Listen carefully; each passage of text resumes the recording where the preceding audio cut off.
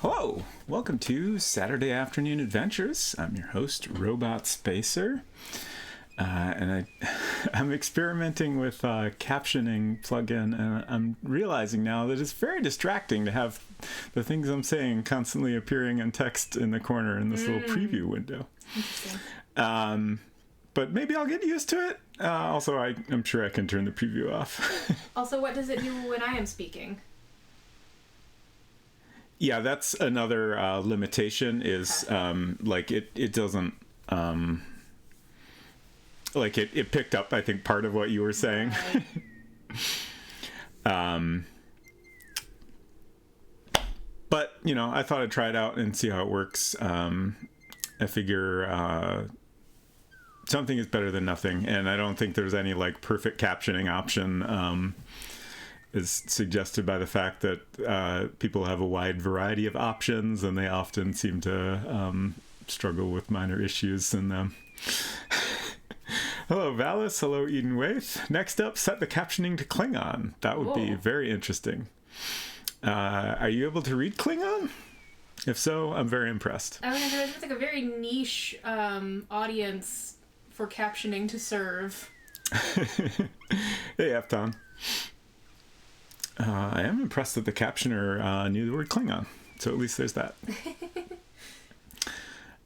So King's Quest 6. Here we are on the beach, much like we started out, except this time we've been to heck and back.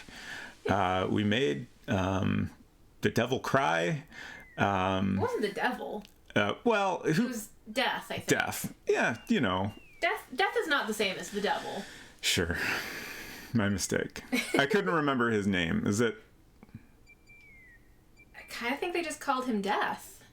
Did they? Maybe? I feel like they gave him a name at some point. Sure. But I can't recall. I'm blanking. No, I have not tried out the Klingon course in Duolingo. Oh. I honestly don't know if that's a joke or not. It wouldn't surprise me if that was real. I think that's real. So anyway, yes, we made Death cry, and we have returned with the former king and queen, who are alive once again. We hitched a ride back with our Black Pegasus friend Nightmare. He's just Death, but his coworkers call him Bob.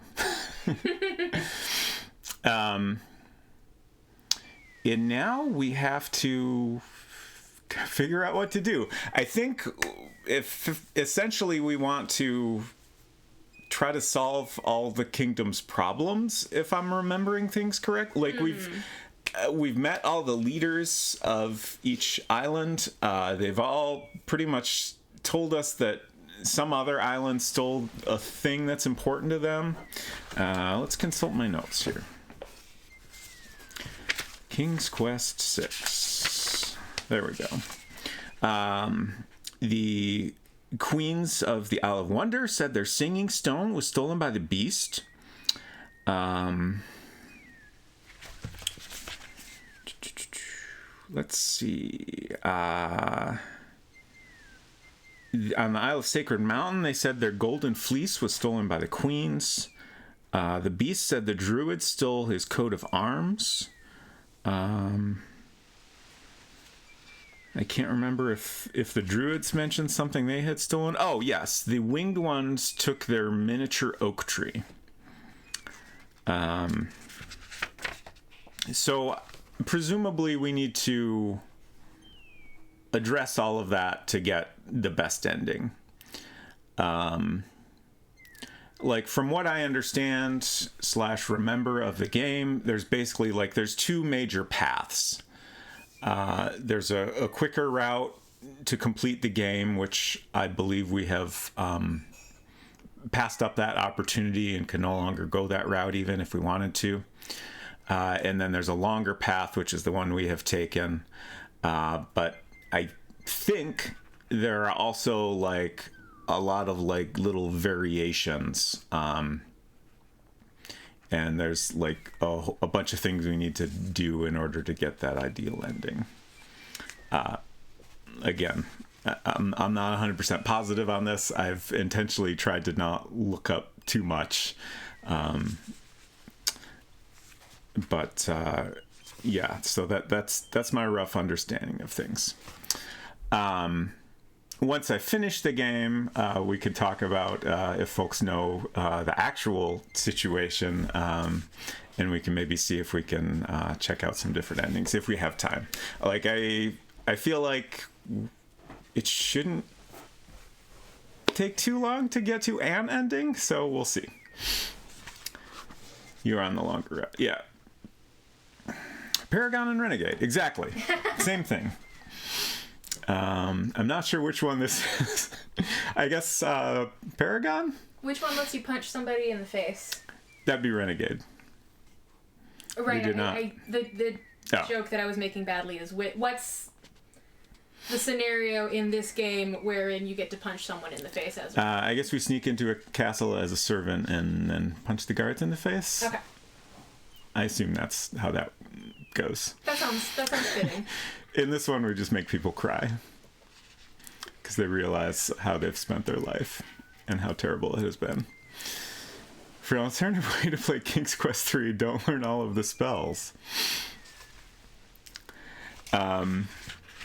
Speaking of spells,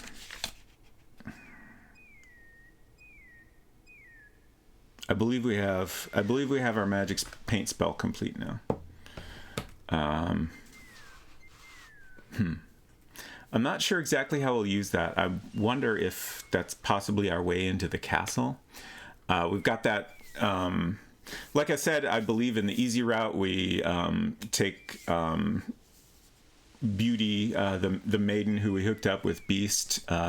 She gave us her servant's outfit that she doesn't need anymore. And I believe we could have snuck in with the servants wearing that. But at some point on our alternate route, we had to use the clothes to put out a fire in the cage the druids put us in. So that path is closed off, so we need to find another way into the castle. And we have the side of the castle has a nice big wall. We previously put our little portable whole animal on that wall to look through it and could see a hallway with some guards. And we have a magic paint spell in which we can paint something and make it real. So it's hard not to think about that and imagine like the cartoon situation of like Wile E. Coyote puts a picture of a tunnel and then the roadrunner goes through it and then he tries to go through it and just hits the wall. So painting a doorway, it's hard not to think about that option, and I feel like that might be the correct way to do it. So I think we'll probably give that a shot. Doubt it's possible, but I wonder if the magic paint could be used in the Minotaur catacombs. That's a great question.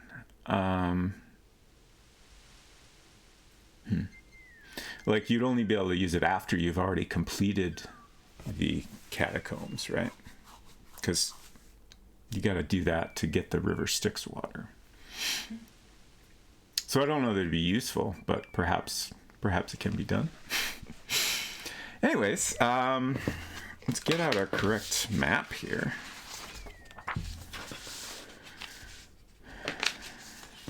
And we're going to head to this. Well, I wish we could back up a little and rewatch the end of... Oh, I have a note here that says Samhain. So I think I almost said Samhain as the name of the death figure. Okay. But I honestly wasn't sure if I was possibly mixing that up with something in Gabriel Knight.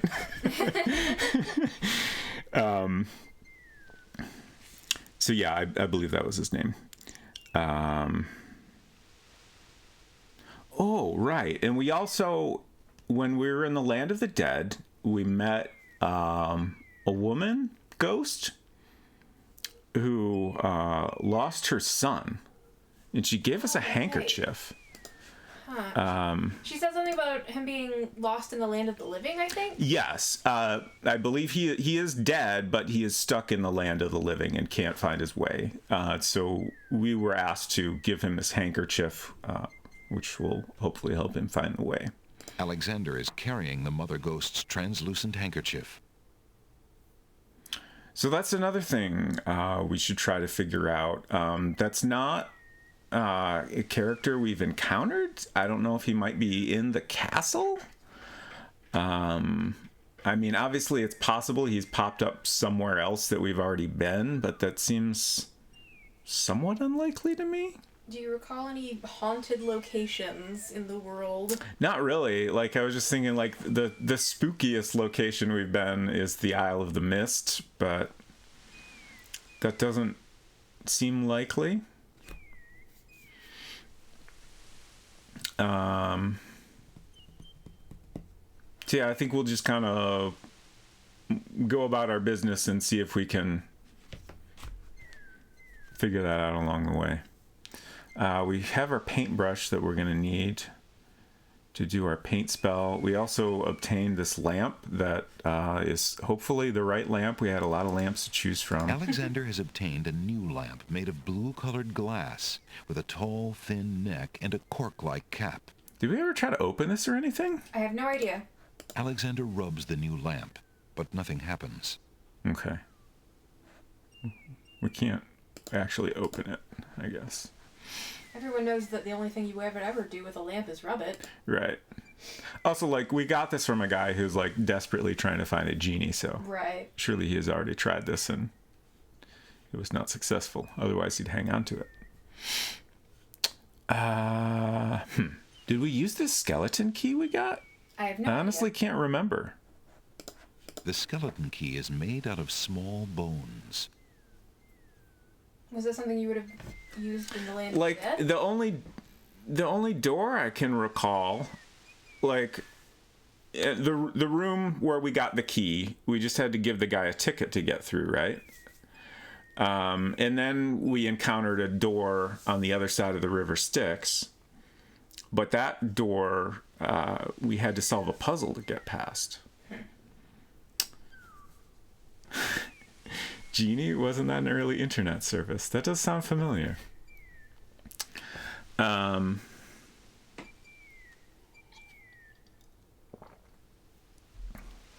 yeah, I don't know if that's possibly a skeleton key we'll use somewhere else or what. What else do we got?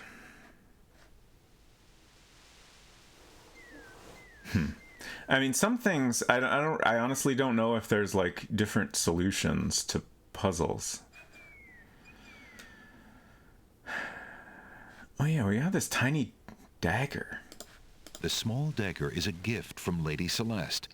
Its handle is decorated with precious gems set in a delicate feminine style. We haven't used that either, You right? haven't used And your we haven't girl knife? we haven't found a.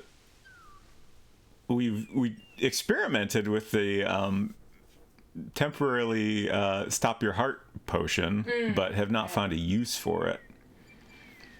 Hey, Silver, have we found out if we soft locked out of the ending or not? I am reasonably confident we'll get an ending. The real question is whether we will get the best ending possible. I'm a little skeptical, but we'll do our best. I feel like surely we missed some minor detail. I can't believe you haven't found a use yet for the girl knife. I know, right? We got our ring back, but we haven't had any use for it since we did get it back. Didn't you show it to the servant girl? To prove you were worth talking to, or No, we showed her a rose. Okay. That was how we got her That's attention. Right. That's right. And then we showed her the beast's ring to Okay. convince her to go live with the Got beast. it. Speaking of early internet technologies, I started learning about Gopher primarily from Panic's co-founder Stephen F's website. Yeah, Gopher is a technology I was aware of at a time when it was. I was about to say existed, but like it still exists. Like I don't know, less ancient, I guess. But I've never really used it. So I don't know too much about it myself, but I did find it interesting that he seems to keep a regularly updated site. But yeah, that's neat that he posted his thoughts on Playdate that way. Such a weird tech. All right, I guess I feel like we should just go try some things and see where we get. Oh God, this nightingale driving me wild. There's got to be something to do with this, but I have no idea.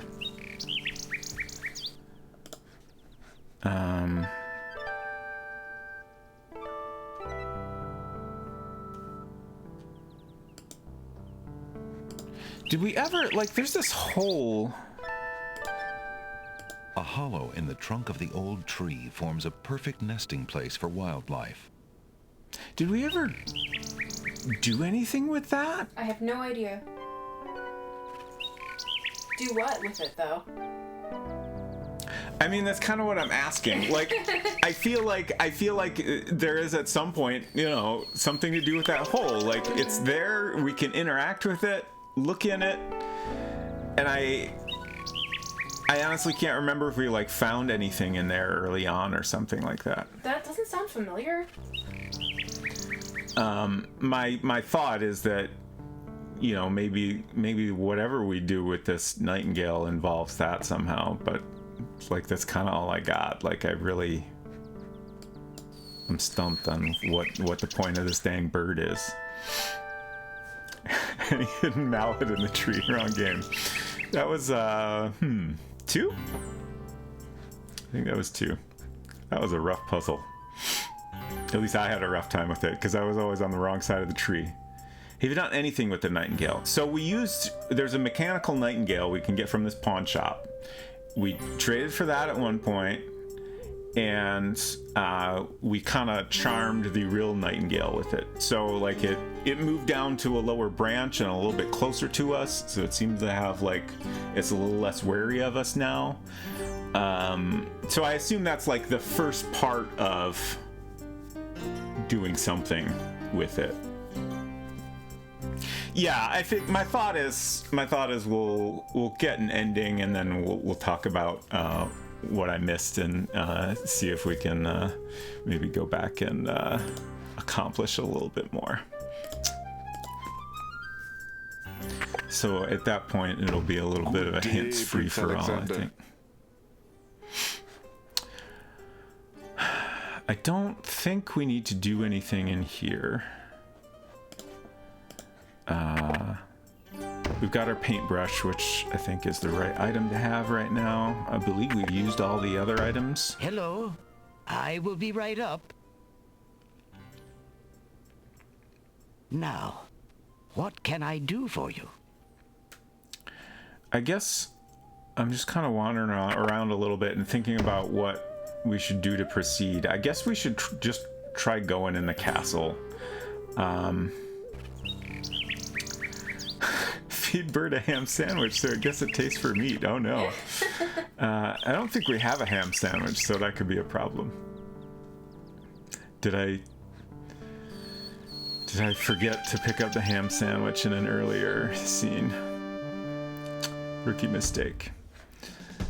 Let's talk to these guys. I'm sure they're not going to be helpful, but... Please, if you'll only be reasonable. I really must see the princess. Begone! You're not welcome at the castle, Prince Alexander of Daventry. We have our orders, and they are quite clear. Just realized these guys remind me a little bit of the cop dogs in Animal Crossing. Yeah, they do. What are their names? Oh. What is this Bronx dog doing here? Great question.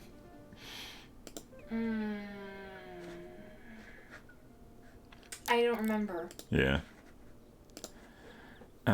So let's take a look at our magic paint spell. I think we need to like finish mixing the ingredients.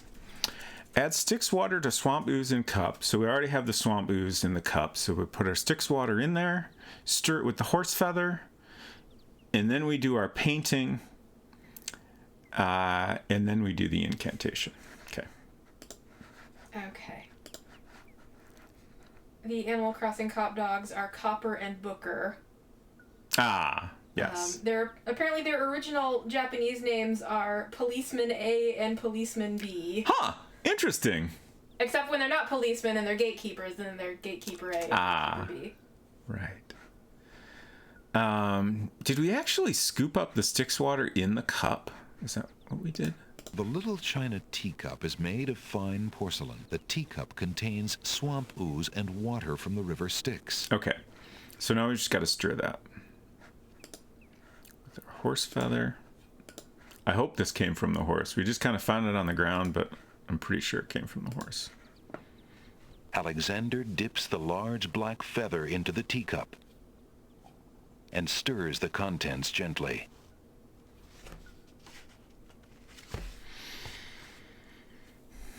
Huh. Looks like he's stirring with a white To feather. his amazement, the jet black color of the feather slowly drains from end to tip into the teacup. Interesting. The teacup mixture blackens and thickens to a paint-like consistency. Alexander carefully puts it away, discarding the drained feather. Okay. So now we can paint. I don't know exactly how we do that. Do I use the paintbrush on the cup? To paint something, Alexander must first choose a location where he wants to paint. I did. The paint can then be used on that location. Okay. So we just use the teacup on this wall, I guess. Feeling artistically inspired, Alexander decides to make use of the large blank castle wall.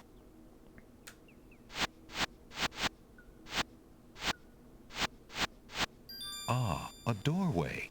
Just what Alexander was thinking this wall needed. Just to outline, that's all you're going to do? Put a little more care into it. Didn't even draw a doorknob. Yeah, how are you going to open that? Well, I guess we'll hope for the best. This one. Always skipped his art classes. Okay, here we go. With trepidation, Alexander gathers his strength for the enchantment of the painted door. Magic paint, black as ink. Bring to life what I think. Make it real what I draw, according to this spoken law. The spell worked. The door has magically solidified. Okay, so the spell filled in all the details for him. Drew the rest of the owl for him.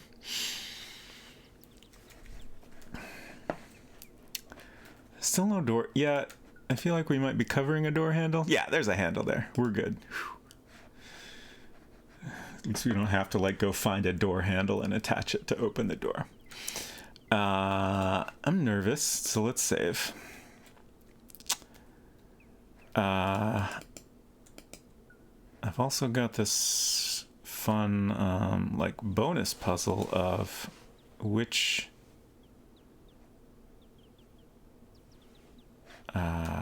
previous saves is it okay to overwrite if we might want to go back and retry things.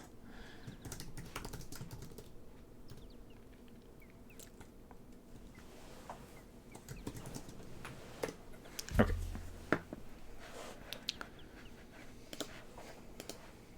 Eager to be inside the castle at last, Alexander opens the enchanted door and steps inside. The magic paint door fades back into the wall. So much for an easy exit. Okay. Time for more mapping. I guess we'll start here.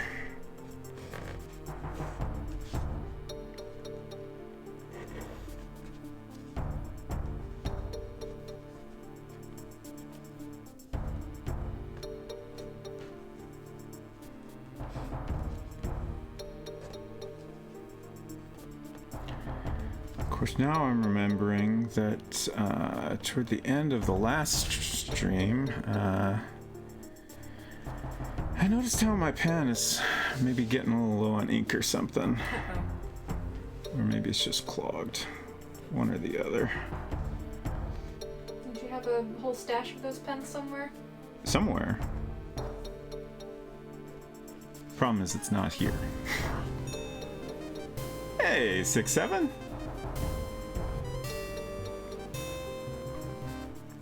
Thank you very much for that subscription.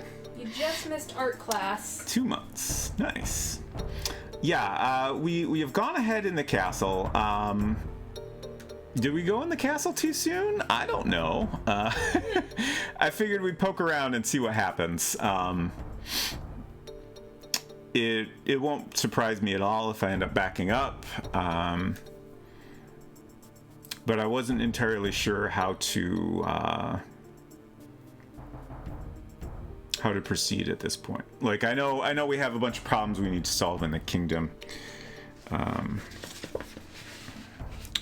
just not sure if we need to go into the castle first or if we need to do all that before we go in the castle. The door of the north hall open. Then the sound of guard dog footsteps. The footsteps are headed this way. Yeah, we used our magic paint spell to create a doorway, which we went through and then it closed up. I guess we better duck in somewhere. Alexander opens the dungeon door and slips inside. Alexander hears the guard dog leave the basement. It seems he's safe enough for the moment. This looks kind of haunted. So yes, I have played this game before. I played it when it first came out for Mac, the floppy disk version. I've never played the voiced one before. I know I did the longer ending that we're doing now. Oh, creepy little spider in the corner there. Yeah, I was just saying that this place looks pretty haunted. I don't know. Well, I did have the King's Quest Companion, of course. Well, no, I don't think that covered this game. I believe the second edition added 5, so I don't think I had a thorough hint book for this game. So it's possible there's things I never quite figured out. But and then, you know, obviously there's lots of things I've forgotten. So.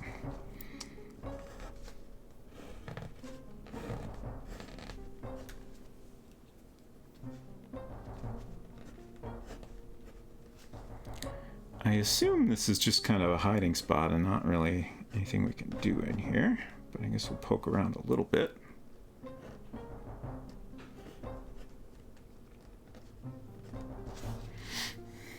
Draw a little spider down here. Don't lock yourself in the dungeon. Yeah, that's, I hope I didn't do that. A plain cot is the only furnishing in the Stark dungeon cell. Forgot to get my markers out.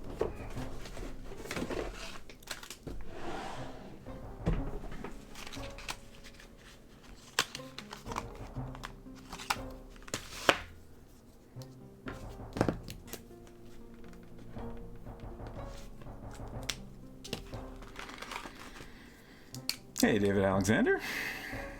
Alexander could stay in the dungeon and let things play out. Yeah, maybe. I grabbed green. That's not what I wanted. I feel like it wouldn't go great, though.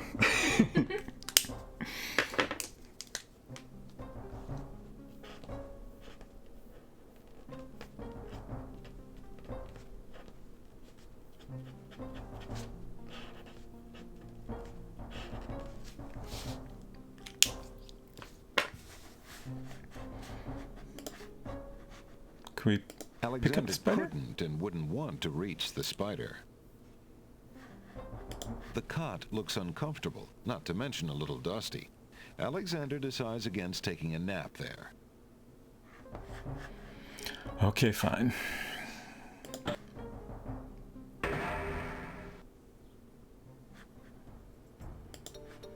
Alexander opens the dungeon door and slips inside.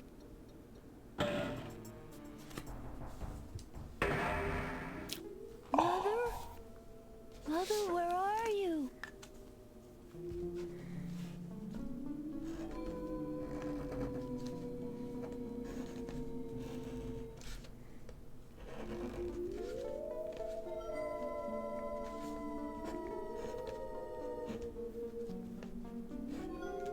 See, our spider friend has followed us.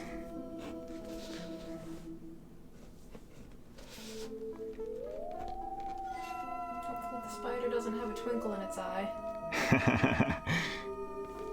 Mother?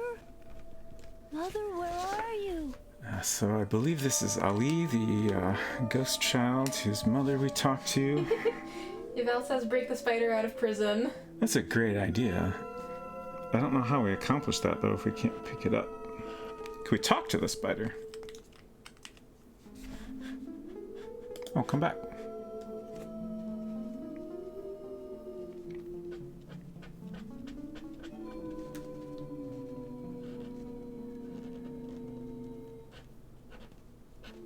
Mother?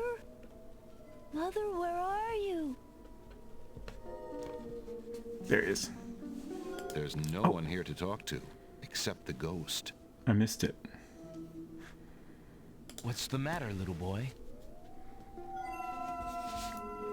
I'm lost. I can't find my mother. I don't know why she would just leave me here. I've been alone ever so long. Geez, I wonder how long. Mother, where are you? Okay. You must be the son of the spirit I met in the realm of the dead. She gave me this handkerchief and asked me to tell you that she's waiting for you there.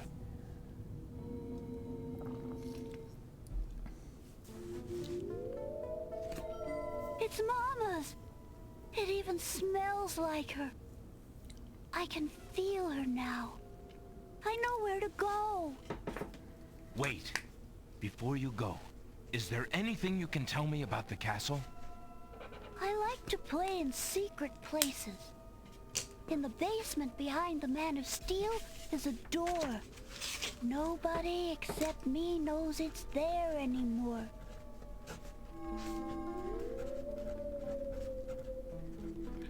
Door behind Superman. Goodbye, ghost child. I assume he was referring to the suit of armor at the end of the hallway. So the kid meets his mom in hell. Brutal. Yeah.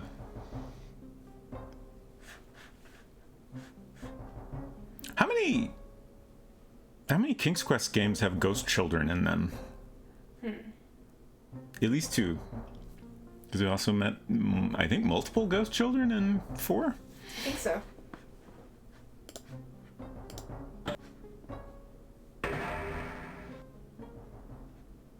Alexander sees nothing to do there on the wall. Really? Alexander opens the dungeon door and slips inside. Okay.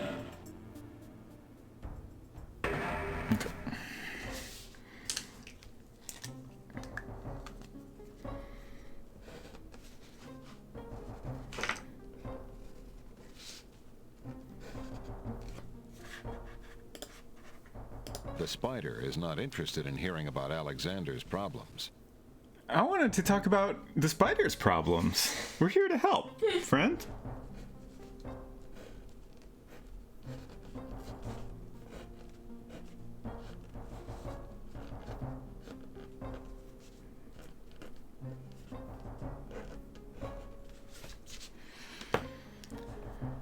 Trying to remember if there's any in 8 Mask of Eternity. Yeah, that's a good thought. Don't think there are any in 7.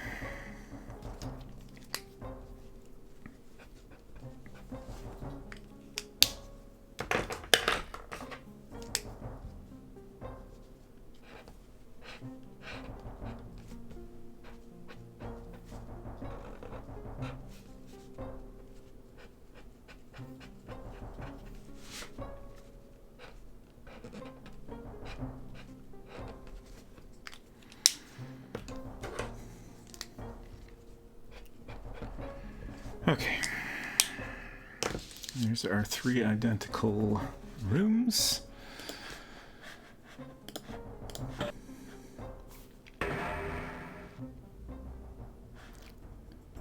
So what's this door? Alexander doesn't see any way of opening that door manually. Okay.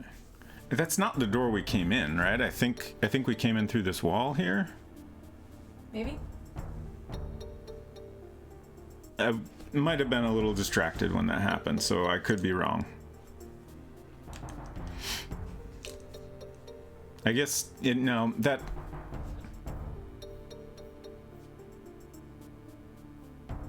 I'm just thinking, like, that has to be the door we made, because... Alexander hears a door off the north hall open.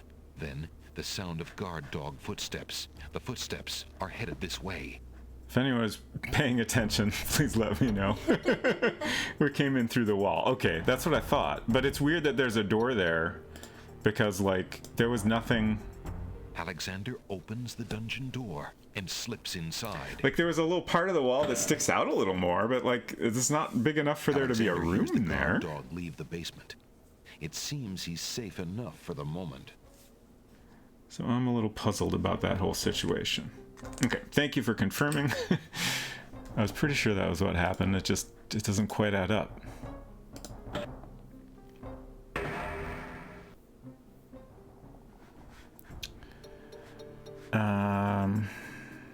Let's...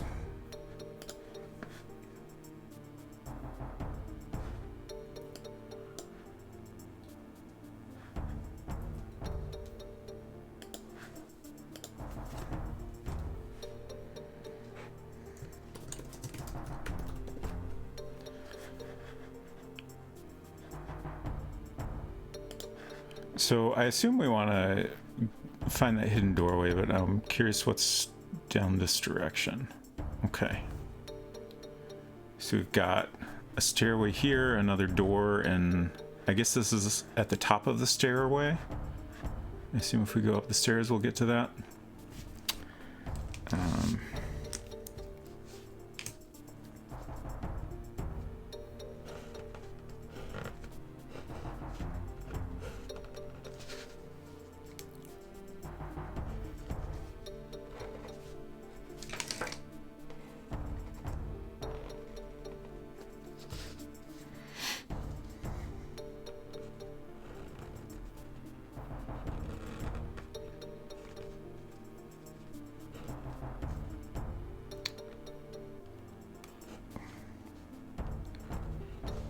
Messed up my perspective a little there, but it's fine.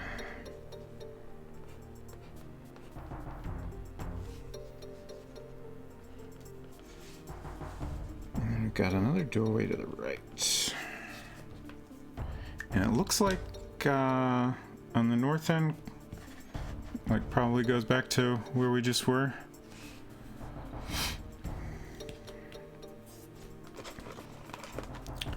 So let's try, like, my guess is going up the stairs gets us, upstairs. That's probably not the ideal route to take since we know that there's a secret doorway now. So let's try over here and see what's going on there. Alexander decides to find out what's on the other side of that door. That was... Yeah, it's an odd way to put it. I've seen you around the village. What are you doing in my room? Wrong room. Sorry. Not as sorry as you're gonna be. Gods! Gods! Uh-oh. What is it, Jolo? This man is an intruder. He's probably here to harm the princess. Don't worry, we'll take care of him. You'll stay in here until we find out what the Wazir wants to do with you. Oh, heck. The guard dogs leave Alexander to his fate, locking the door noisily behind them.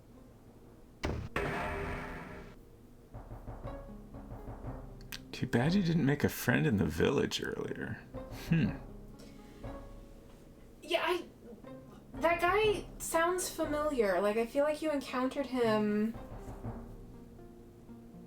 maybe in the bookstore, but I don't remember. It didn't seem like he wanted to talk to you then.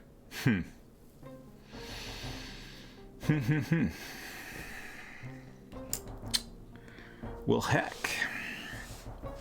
Are we gonna die in here now? The dungeon door is locked.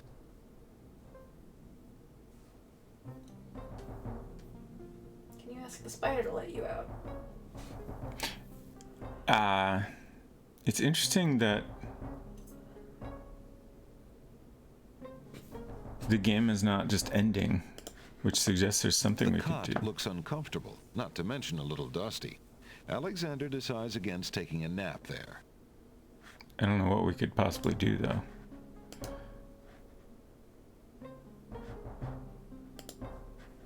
Okay, use our paint again. There's no reason to use that object there. I mean, sometimes it takes a little bit in a situation like this, but I feel like surely by now it would have given us a game over. Oh! Oh? We have a skeleton key. Alexander unlocks the door with his skeleton key Nice. and quickly makes his escape. So that's interesting.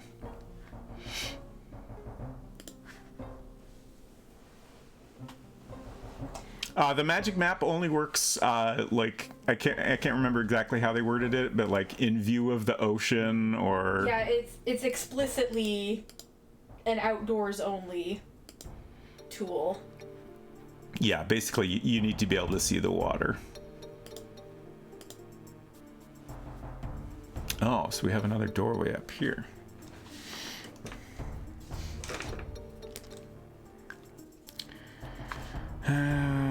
My map situation's getting a little complicated here, but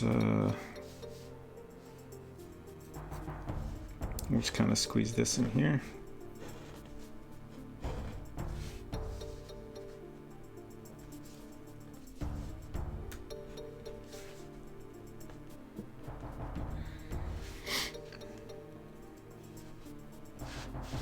From the East Hall, Alexander hears the sounds of a door opening and a guard's footsteps trudging heavily down a flight of stairs. Lock me up again, I dare you. They'll probably take my key this time or something. Uh-oh, a guard dog. Alexander's been seen. Hey, you're not allowed down here. I'm not? I think I'm a little lost. I was looking for the wedding and... Be quiet. The Wizir told us to look out for a saboteur. My nose tells me that's you. Guards! Did they forget me already? Apparently. Alexander watches helplessly as the guards descend upon him. The Wizir will have our heads if he finds out that prisoner escaped. How do you suppose he did it, Ralph? Oh, okay. Now they remember. I figure he must have had something on him that he used to open the door.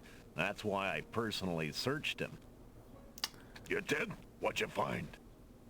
Only this funny-looking key. He ain't got it no more, though, now does he? Good work, Ralph. Now we're dead. Just as Alexander realizes that he has no possible means of escape, he hears the sound of wedding music playing somewhere in the castle. Thanks, Dogway. Down this dungeon. I'll never be able to stop the wedding now. Rip. 'Tis a noble thing to have a means of escape, and 'tis a far, far better thing to never get caught at all. We will restore. We're not going to restart. We're not quite that desperate yet. Okay. Well, let's go back here, and I guess maybe we should look at a door before we just open it, huh? A closed door on the north wall bears a small brass plaque. The plaque reads, "Guard Room."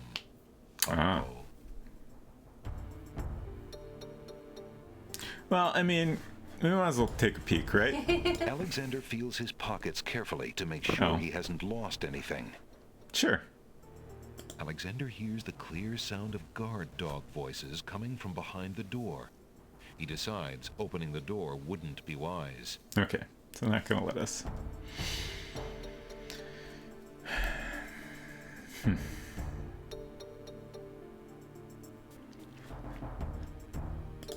So, let's see what's Alexander going on here. examines the suit of armor, but sees nothing special. This is after I talked to the kid, right? In the corner is a suit of armor of ancient design. Its right arm beckons slightly. Oh. From the East Hall, Alexander hears the sounds of a door opening and a guard's footsteps trudging heavily down a flight of stairs. So you probably need to click specifically on the arm. Remembering what the little boy ghost said, Alexander experiments with the suit of armor. He pushes down, then pulls up on the knight's right arm. A secret passage.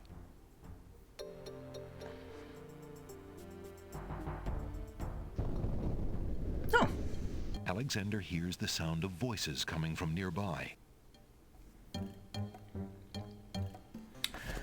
Eden Waith asks, is it possible to use the magic paint spell to leave the castle? I've never tried that, so I'm curious. That is a good question. I tried using the paint on the cell wall, and it gave an answer like there's no reason to do that. So it kind of sounds like we still have more paint.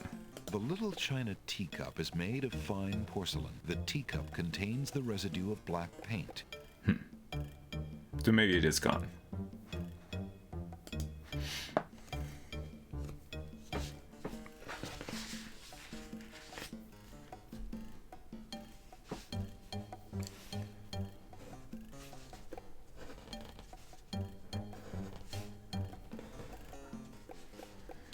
Yeah, looks like I'm about to run out of room again.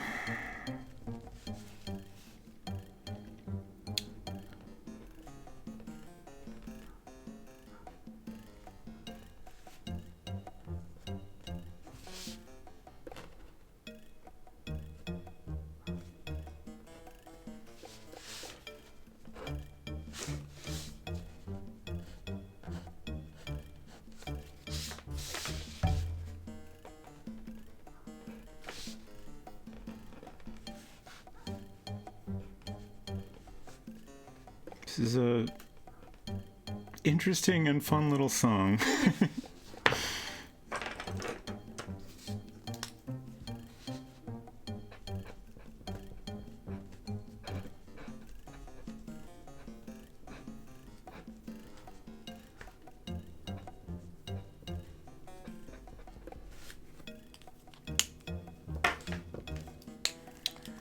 So, oh, sure.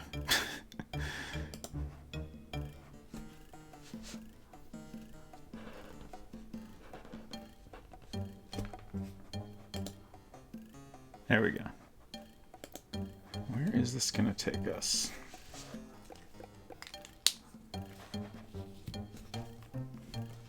Phew, that was a climb. Alexander hears the faint sound of a woman crying nearby. Oh, probably behind this little missing brick, huh? Alexander peers through the chinks in the wall, trying to locate the source of the crying sounds. Alexander's palms begin to sweat and his heart to race. It's Cosima. He's found her. Psst. Princess Cosima. What? Who's there? It is I, Alexander. I'm here behind this wall. My, how suave that sounds. Alexander? Daventry? I don't believe you. I assure you, it is I. Forgive me if I intrude, milady, but I have been so concerned for your safety.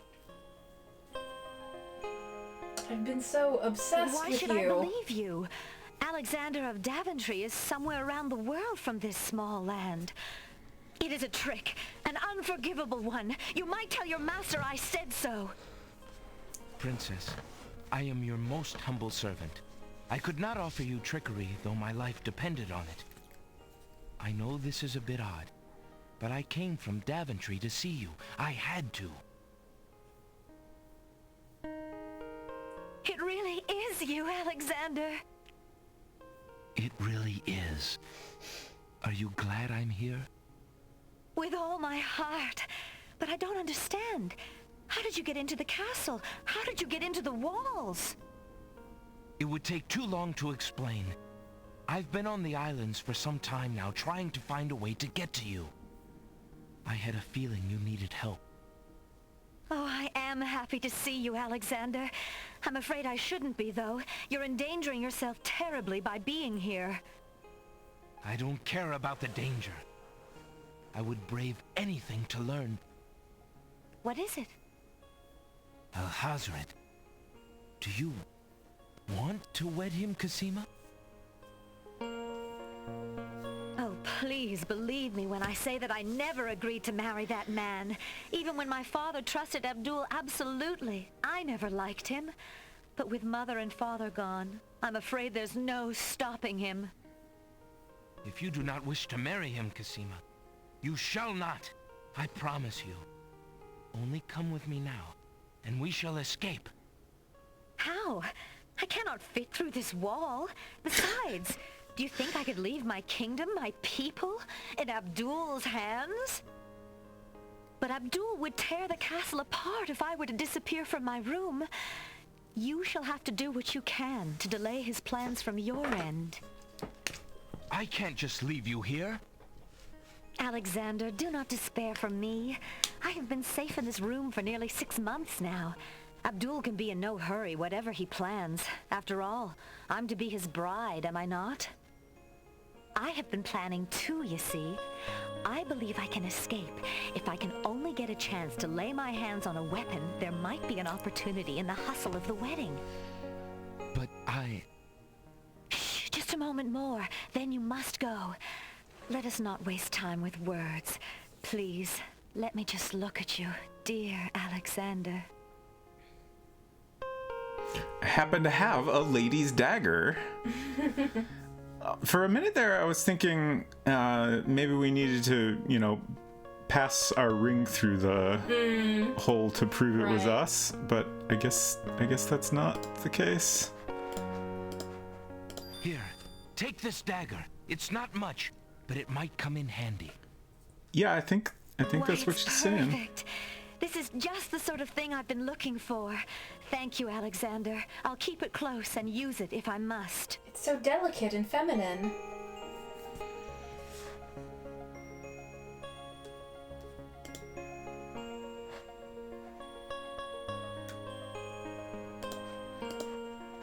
Now is not the time for such tokens. The situation is much too grave.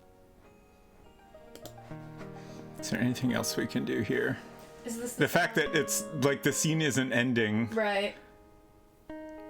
Is this the song? Is this the song that they sent to a bunch of radio stations and encouraged people to call and request? Yeah, I mean this is like the MIDI version of it, not Yeah. the fully voiced.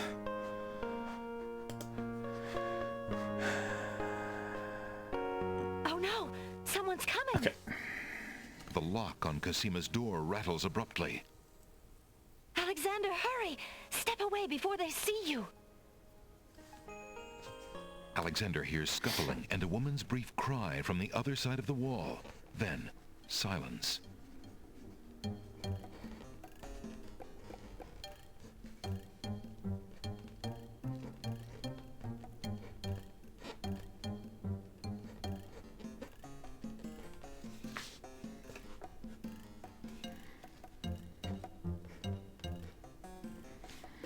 Okay.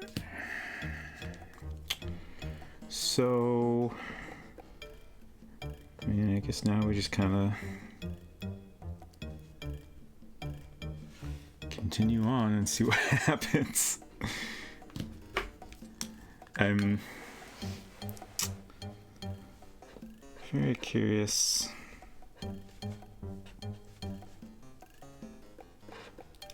How much I've already screwed up, basically.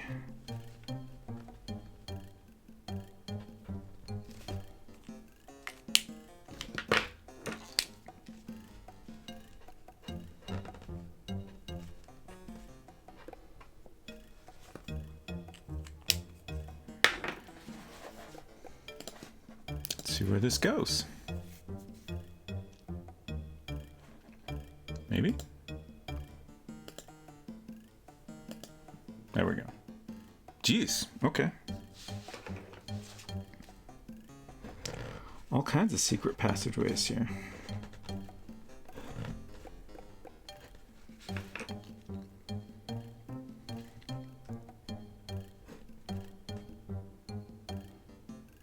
This is surprisingly well lit.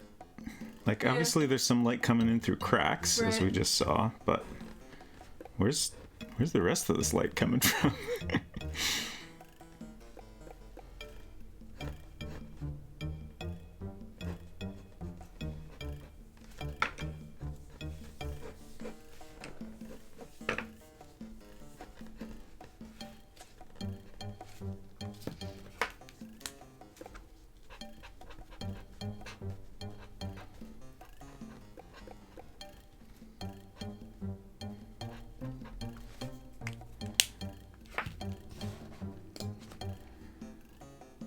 I should save, huh?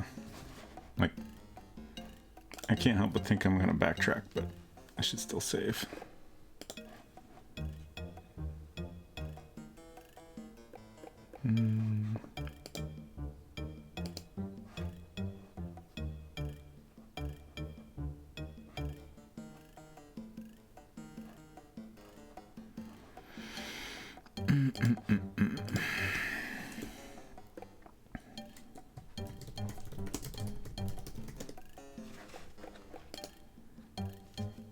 Alexander hears the sound of scratching coming from the other side of the wall. Scratching.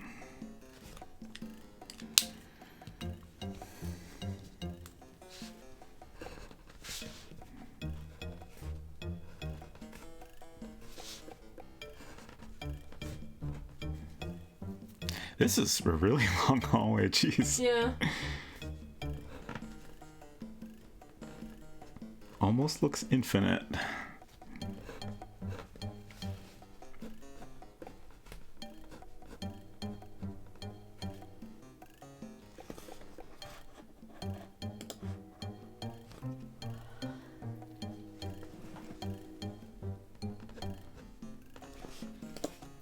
Alexander looks through the chink in the wall.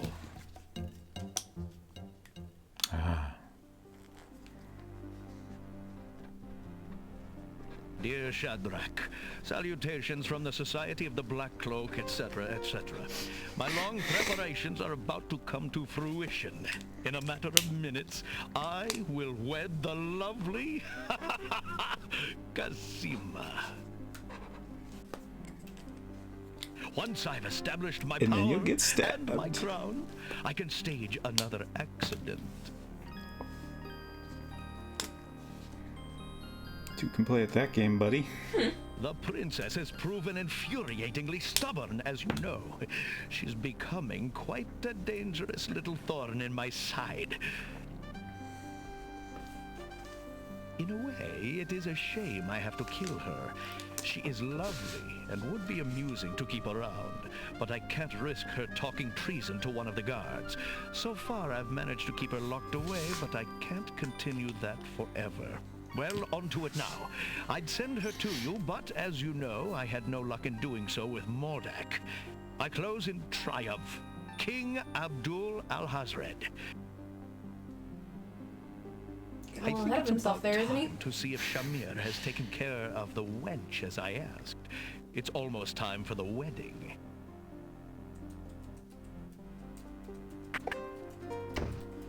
The Wazir's words fill Alexander with blazing anger and fear for Casima's life. That blackguard! That murderous swine! He'll not have his way if I have anything to say about it. CEO should add maniacal laughing during quarterly earnings. Absolutely.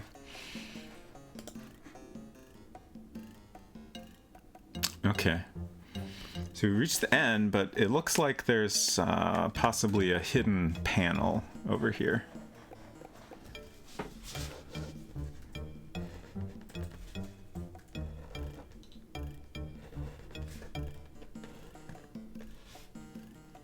Now I'm thinking about all the Roberta Williams games that have hidden passageways, such as Phantasmagoria. Don't have any other suggestions to offer, but I feel like there's got to be more. I mean, who amongst us does not love a hidden passageway? Who indeed?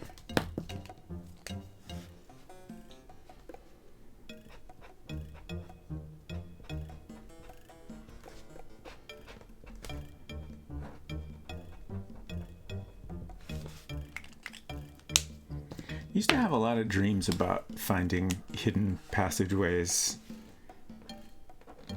in I feel like most of the time it was not my actual house, but a house that was like, you know, in my dream that was the place where I had always lived.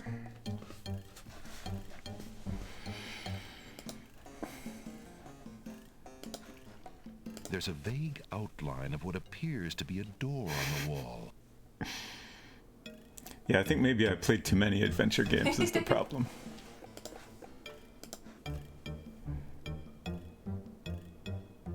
Alexander sees lots of black cloaks. Oh, we're in a closet.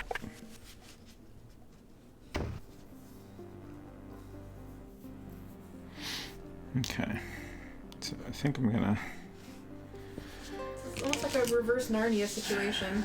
I think I'm gonna continue this somewhere else, especially since we're leaving from the right.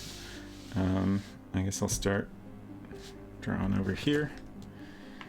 Ooh, Secret Passageways, Mystery House, Colonel's Bequest, King's Quest 6, King's Quest 4, Phantasmagoria. Trying to think of what was in King's Quest 4. There was a door leading to the tower in the ghost house. Wasn't there also kind of a hidden attic? I mean, I don't know if that necessarily counts, because like often a way into an attic is kind of hidden. The door to the stairs that led to the room where the organ was. Yeah. That's what I'm referring to as a tower. Yeah. I know. Okay.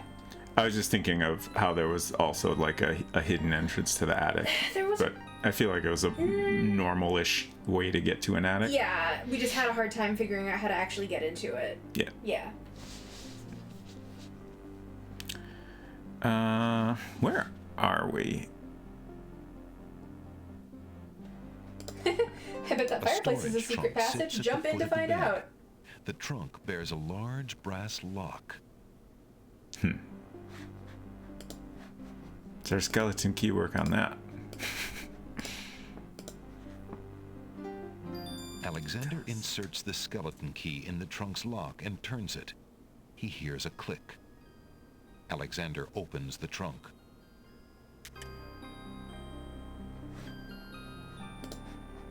It looks like the owner of this trunk is quite the correspondent. The stack of letters appears to be ordered by date, because the top one is dated only a month ago.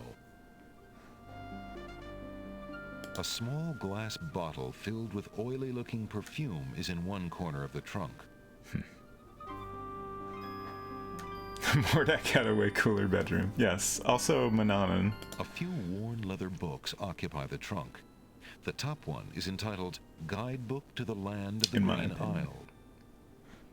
A book like that might have been a big help when Alexander first arrived. The trunk's owner obviously found it interesting too, for the guidebook is dog-eared and stained.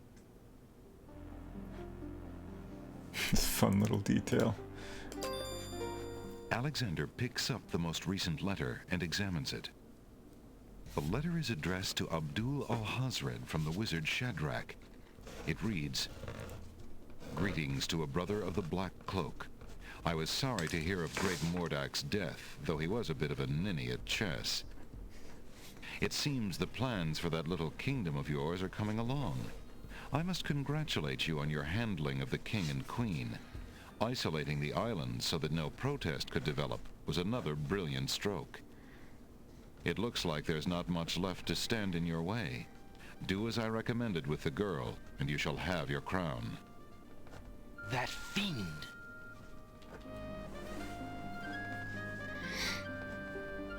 I mean, that doesn't really tell us anything we didn't already have a pretty good idea about, but maybe it's useful as evidence?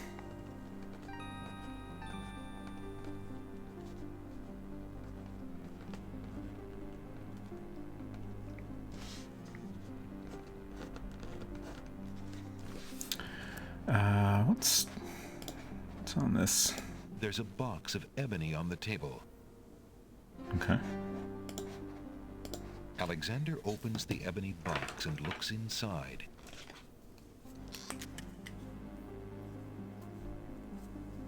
I remember this. It made me wonder if they were going to branch out to have some sort of overarching villain community in the King's Quest series.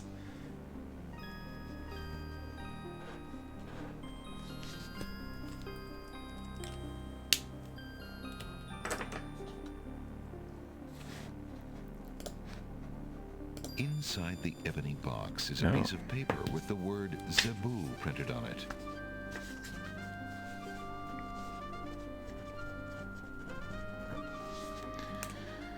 Some sort of key to do something. Alexander can read the piece of paper without taking it. Okay. The brush is old and small. Alexander isn't interested in taking it. Is there dice in here? Finding Gosima is no game of chance. Is this the Uzir's D&D box? Maybe Zebu is his D&D character. I got some dice coming in the mail today. Oh yeah, and also some sort of garden mushroom? Yes, a rain gauge in the shape of a mushroom. Nice. Don't think the mail is here yet, though.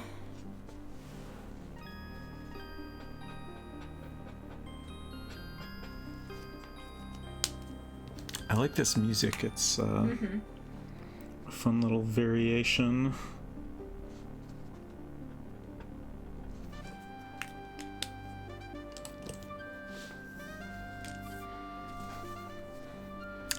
Manana had the chamber pot in his bedroom, which is gross. Yeah, that's true. Okay, now what? A door leads into the hall. There's a keyhole in the door. Oh, can we peek? A lot of peeking in this castle. I guess it makes Alexander sense. peers through the keyhole. Be careful.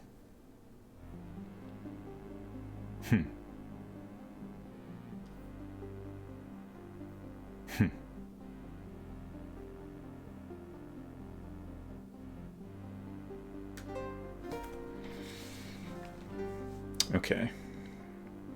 So is this helping us figure out when is the best time to sneak out there, or is this telling us we don't want to go out there? That's the question. Like, it seems like they go left and then they very quickly go back right, and then there's like a little pause where that might be a safe time to sneak out, but it's kind of hard to tell. Guess we'll find out. Alexander steps confidently out into the upstairs hallway and sees two guard dogs. What'd you get for being confident? Hello there. Don't just stand there. Grab him, Bay!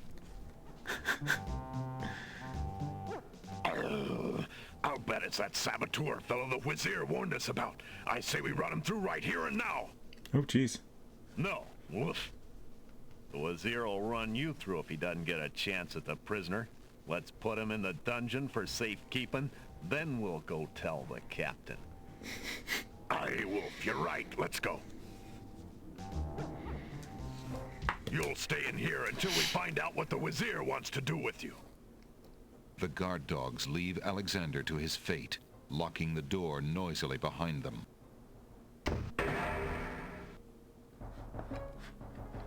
So, at least we still got our skeleton key. Alexander unlocks the door with his skeleton key and quickly makes his escape. Have you ever been thrown down like that? Are you asking in real life or in the video game?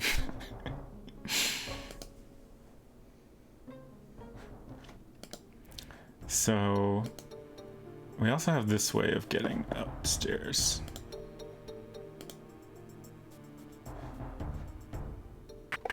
Oh. Oh. Guard dogs. An intruder! Grab him! I was just looking for the kitchen. I'll bet you're the foreign saboteur the Wazir warned us about. He sure fits the description. He's supposed to be dangerous, mate. Let's throw him in the dungeon, then go tell Captain Saladin. Right. Good idea. So, The Wazir will have our heads if he finds out that prisoner escaped. How do you suppose he did it, Ralph? Well, Hal, I figure he must have had something on him that he used to open the door. That's why I personally searched him. You did? What'd you find? Only this funny-looking key. He ain't got it no more, though, now does he? Just as Alexander realizes that he has no possible means of escape, he hears the sound of wedding music playing somewhere in the castle. is this gonna be any different? Confound this dungeon. I'll never be able to stop the wedding now. Okay. It's 'cause I was just curious because we gave Cassima a dagger, so she can stab him now. I guess that doesn't really matter if you get caught. Sure.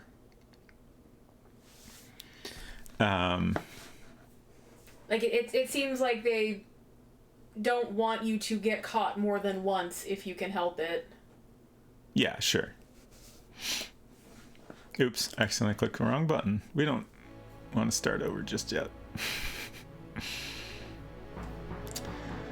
I'm not sure how to proceed here because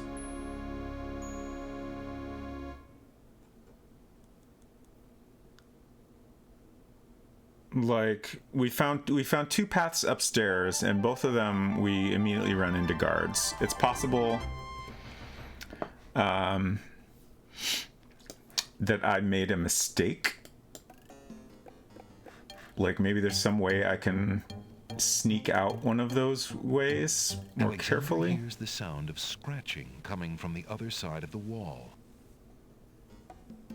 Are there any other spells you have available? Yeah, to he you? does. He does have the genie to protect him.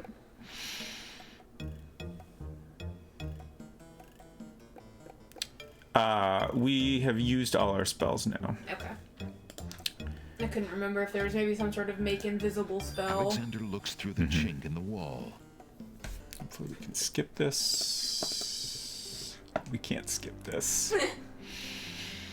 Dear Shadrach, salutations from the... In a matter of minutes. We can skip a little bit of it, I guess. Once I... The princess has proven... In a way, well, onto it now. My things are I here. send her to you, Oh, but nice. as you know, I had no luck in... I think it's about...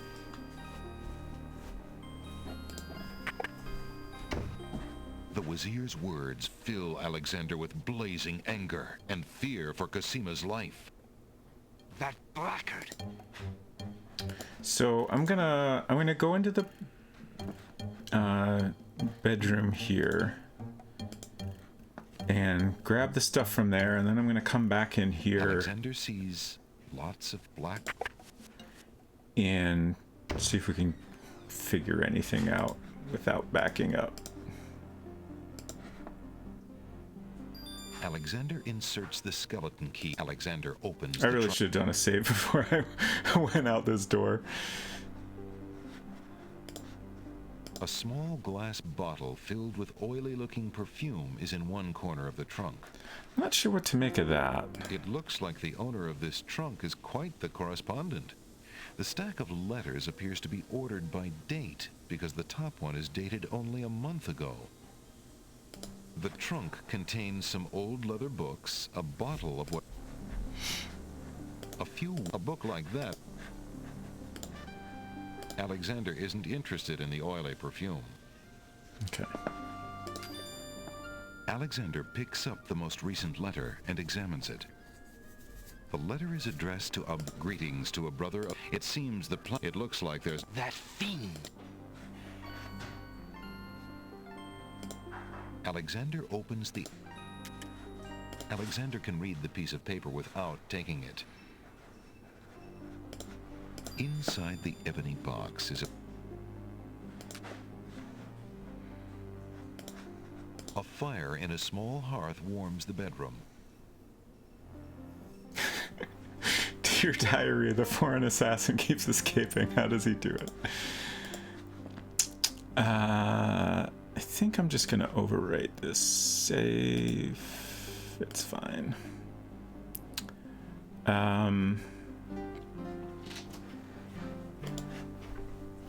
A door leads into the hall. There's a keyhole in the door. Let's look through this Alexander keyhole peers again. through the keyhole.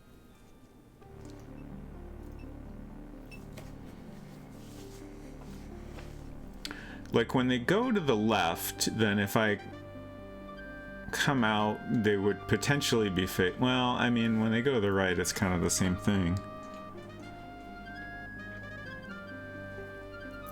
I feel like the fact that they're going by so quickly, and we went out at what seemed like the best possible opportunity.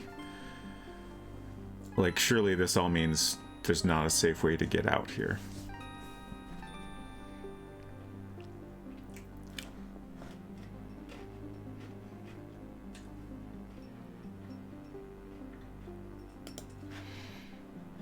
So let's go back this way. I assume we can. Alexander crawls back through the wardrobe to reach the secret passage. The old Narnia move. Mm-hmm.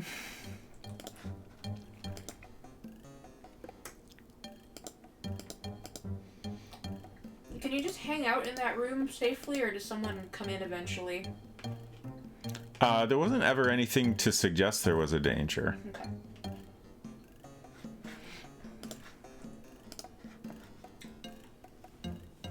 Alexander looks through the chinks in the wall, anxious to see what the commotion was about. Cosima is gone. Where could they have taken her? How could he have let them take her? A fine rescuer I'm turning out to be. Jeez, game. I'm doing my best here. I'm behind a wall. Alexander hears the sound of voices coming from nearby.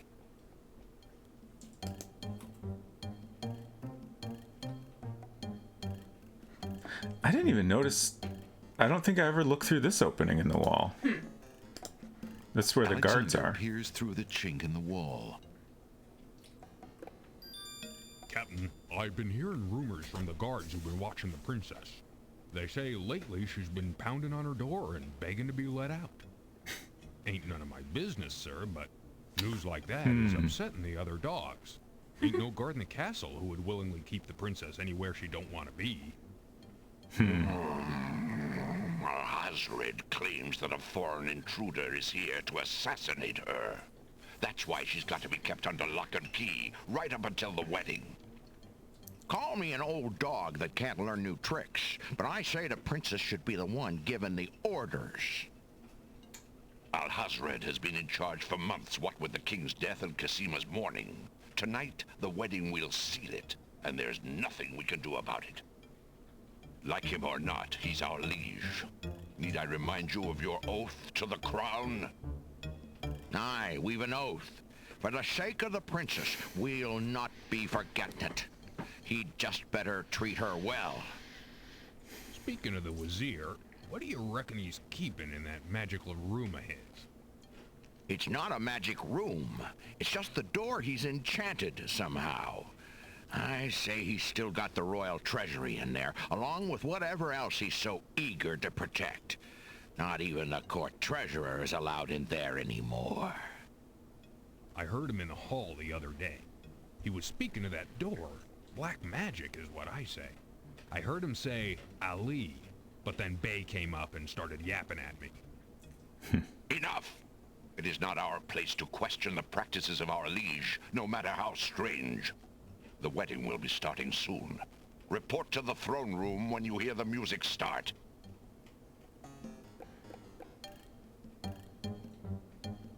Huh. We've been occasionally getting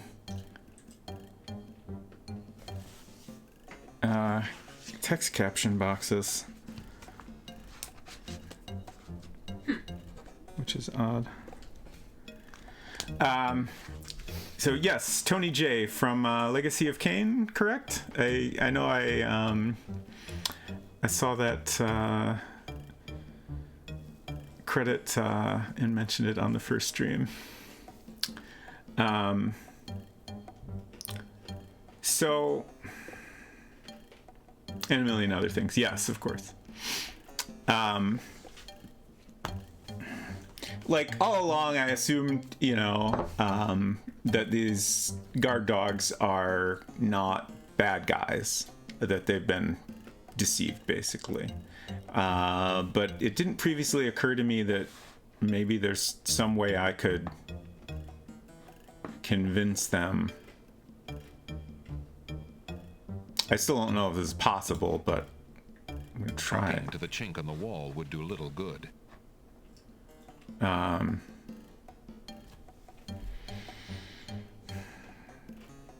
Like we have that, or did we actually take that?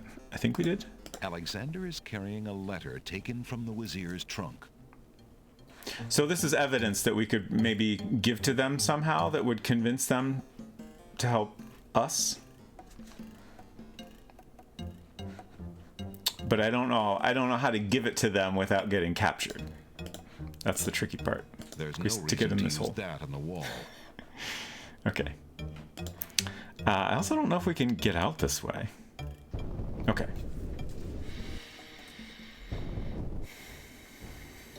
Right out goo and doggy treats. Perfect. A closed door on the north wall bears a small brass plaque. The plaque reads, "Guard Room." Uh-oh.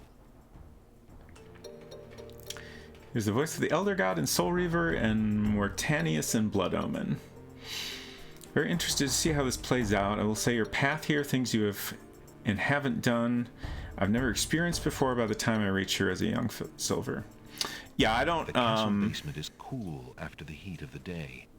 On the north wall is a door bearing a plaque, and in the west corner is a suit of armor. This is the north basement hallway. I don't remember exactly what I did when I first played this. I feel like I probably figured out how to get the best ending one way or another. From the east hall, Alexander hears the sounds of a door opening. And don't want to go that way.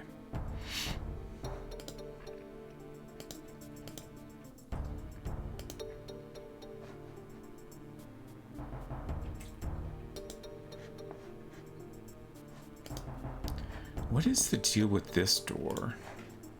There's a strange door on the west wall. There doesn't appear to be any handle or keyhole on the door. Oh. Since the door on the west wall has no visible knob or handle, Alexander decides to try to open it with his voice. He composes his words carefully.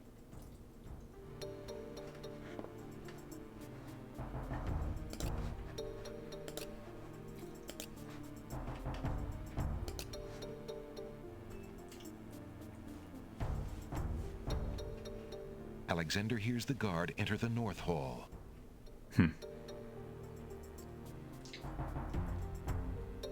Having chosen his words, Alexander uses them to firmly address the door. The door does not respond.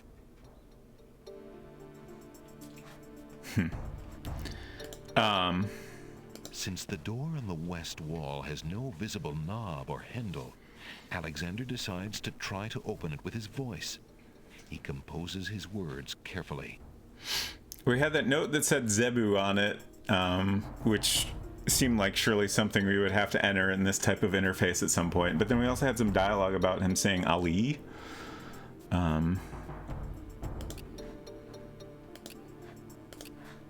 Having chosen his words, Alexander uses them to firmly address the door. The door does not respond.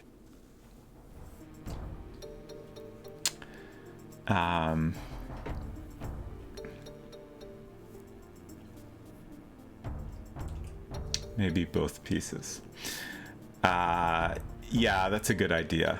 Since the door on the west wall has no visible knob or handle, Alexander decides to try to open it with his voice. He composes his words carefully. Alexander hears the guard go into a room off the north hall, shutting the door behind him. Uh-oh.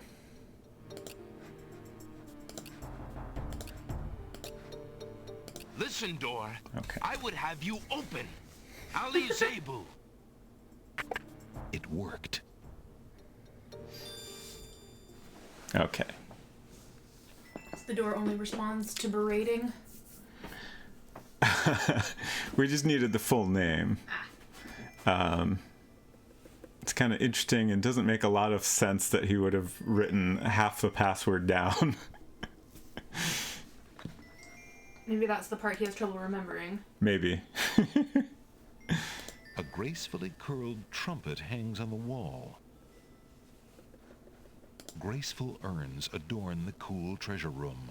Is everything graceful in here? Those trunks probably contain the kingdom's treasure. Gracefully. Once guarded so well and used so wisely by King Caliphim, now in the hands of that blackguard Alhazred. I just realized what we're going to find under this sheet. Those trunks probably contain the kingdom's treasure. Once guarded... Alexander pulls the drapery aside, curious as to what might lie underneath.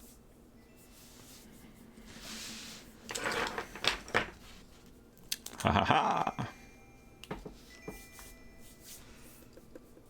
What is all that? That's all the stolen treasures from the other kingdoms, the other islands. Gotcha. This map is chaos.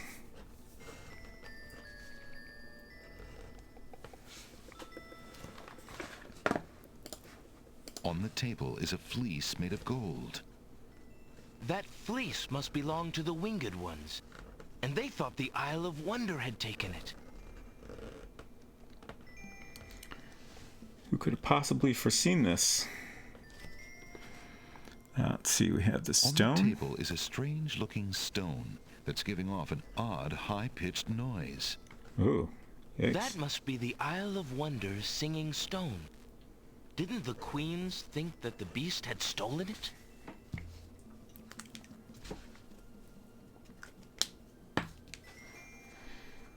Quick, take a photo with your phone. Shield. On the table is a coat of arms with the head of a beast on the crest. Beast said that his coat of arms was stolen by the Druids. This must be it. And then On the table is a tiny miniature tree. oak tree. It looks very old. That must be the sacred miniature oak that the Druids thought the Winged Ones stole. As Alexander looks at the objects on the table, he realizes the depth of the Wazir's cunning.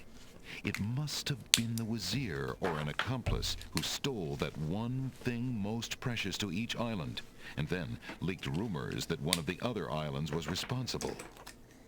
What did the Wazir have to gain by causing the islands to hate one another? What indeed? I mean, haven't you pieced that all together by now? I think Alexander's maybe not very bright.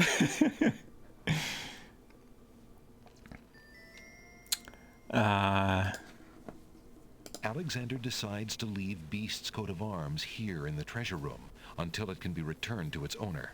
Yeah. I don't think there's anything actually doing here. Alexander probably. sees nothing of interest there. Alexander has no wish to steal from the treasury of the land of the Green Isles. Can we take it this? might be under the Wazir's control now, but it still belongs to the people. Can we take this trumpet? Alas, the trumpet won't bring these walls tumbling down, and thus is of little use to Alexander. Jeez, we're trying to destroy the castle now? I assume that's Alexander metaphorical walls. Music coming from the no, east. I think it's a reference to a Bible story. Somewhat classical, but- okay. Oh no, it's wedding music. Alexander hears a door of the North Hall open. Then, the sound of guard dog footsteps. The footsteps are headed this way. Is this our opportunity to get upstairs? Alexander hears the sound of a guard's footsteps coming from the north. Wait, there are more footsteps approaching from the west. Now what? Ah, geez. Let's save real quick. Yes, the walls of Jericho. I had to Google because I couldn't quite remember the specifics of the story. Like, for example, whether it was a person named Jeremiah that did something to the walls of Jericho with the trumpet. It's from the book of Joshua. The Israelites marched around the walls of Jericho for 6 days, and on the 7th day, blew their horns, and the walls came a-tumbling down. The wedding music has begun.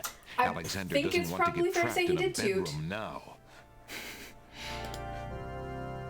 Alexander hears the guard enter the West Hall.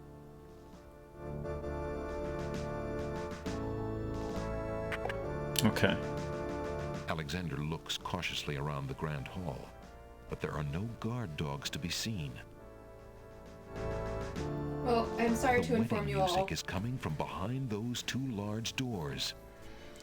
Wikipedia seems to think that there is no historical evidence to support the story of the Battle of Jericho. Prince Alexander, here, the Vizier will have my head for allowing you within a mile of the royal wedding. Can we talk Since first? you are of noble birth, I will give you 5 seconds to explain your presence here before killing you. Talk That's fast. so I warn nice. you, it had better be good. It's so good, buddy. Read this. Wait. If you love your princess, you'll hear me out. The Vizier is not what he appears to be. Cosima is in terrible danger. I have proof that this is so. For your princess's sake, you must believe me. Let me see that.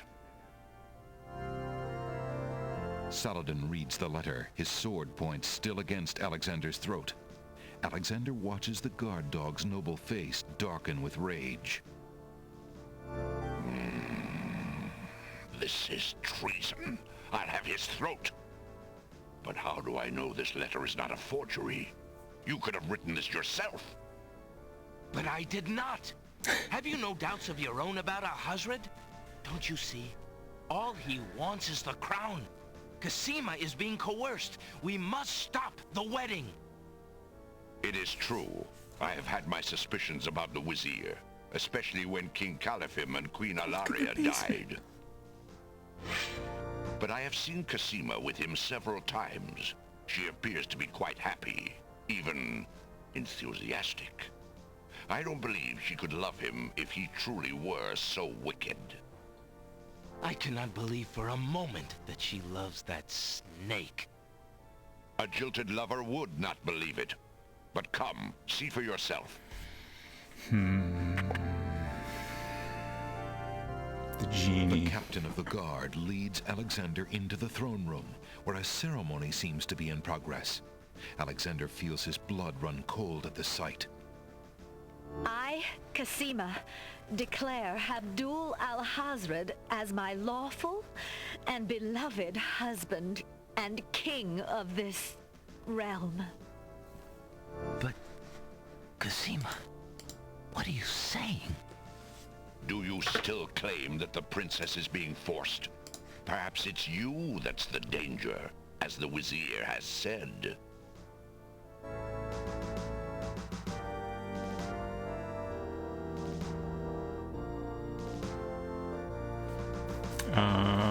Can I do something now? Huh.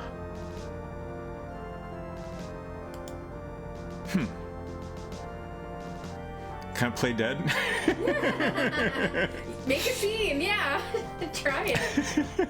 Let's try it just because I feel hilarious. Here, I'll make this If official. you refuse to defend yourself, you must have faked the letter. Since you cannot prove your point, I shall prove mine.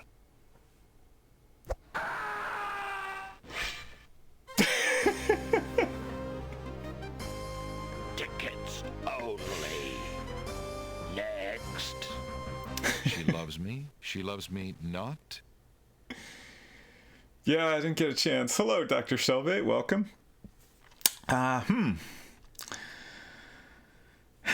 So clearly, I mean, I had the opportunity to do something there, but I feel like I've missed some steps here. At least one step. I don't think I've ever seen him outright stab Alexander. Yeah, that's honestly surprising. And everyone lived happily ever after. I have redeemed coins for Sharon, and I would like to see you try using the fake death potion. Okay. And then I will consider my request Alexander fulfilled. hears the guard enter the west.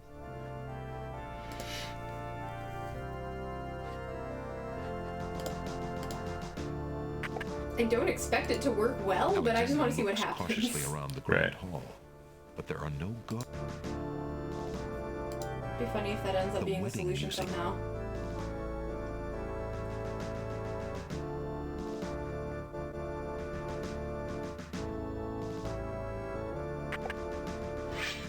Prince Alexander, since you are of no...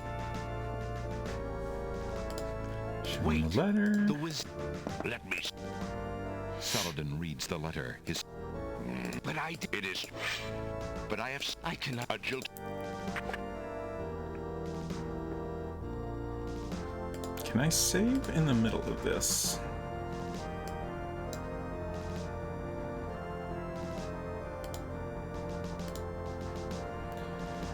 Oh, jeez.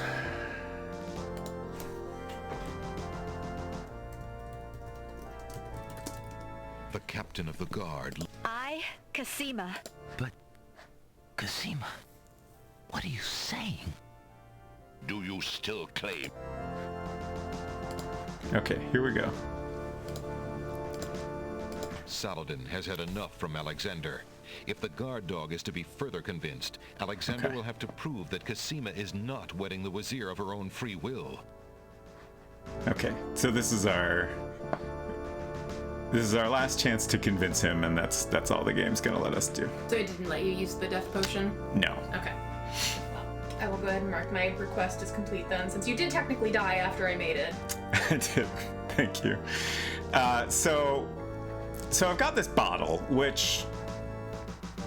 You chose it because you thought it resembled the genie's bottle or something like that, right? There was a scene we saw where the genie is talking to the Wazir, and there's a bottle on the table. Also, like, I don't know that the game has ever 100% confirmed that it is a genie, but it seems pretty clear to me. It seems like a safe assumption. Like, there's clearly this person that's able to take different forms of different animals and people. And then, you know, that scene where there's a bottle on the table. And I think this is at least a similar type of bottle. So I don't know if we can, like, trick him with this bottle. Like, that's kind of all I can think of to do at this point. Again, I can't help but think we've missed something important, but we'll try this. Alexander will have to get closer to the bride to give her anything. Huh. Alexander approaches the wedding party. Okay.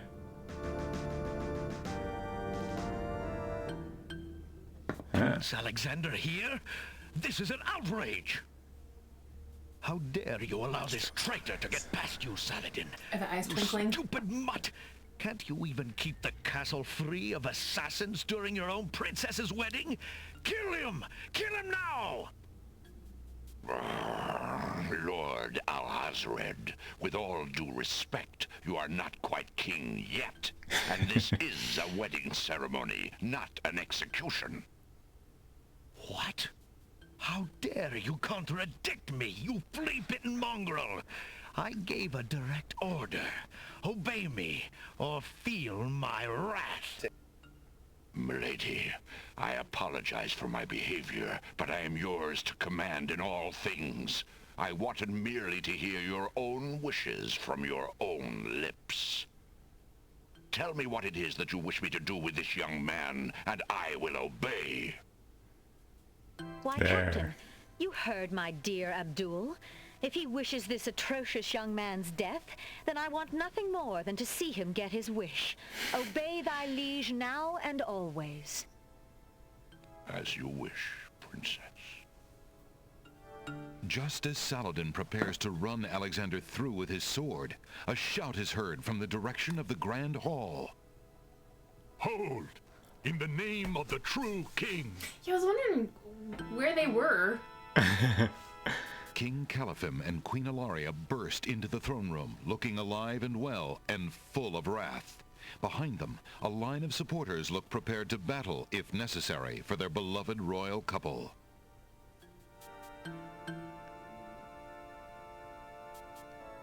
Casima, darling, are you all right?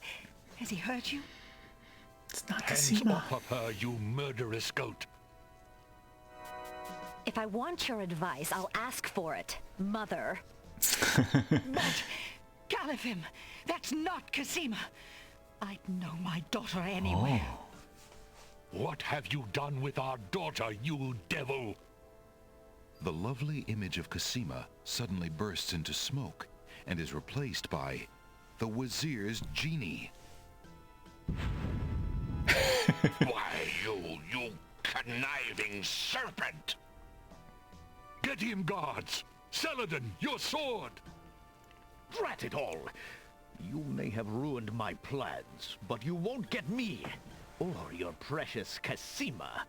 Get them, Shamir! I command you! He's getting away! Stop him!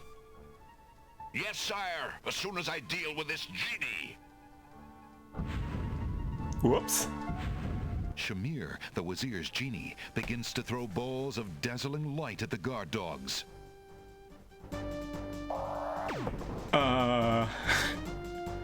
Okay, so I can do something now. This is,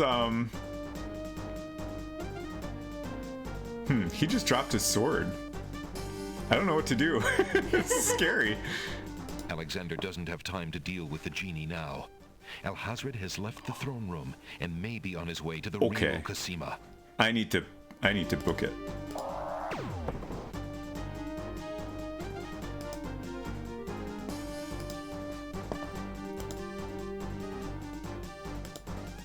I've given up on map making, by the way.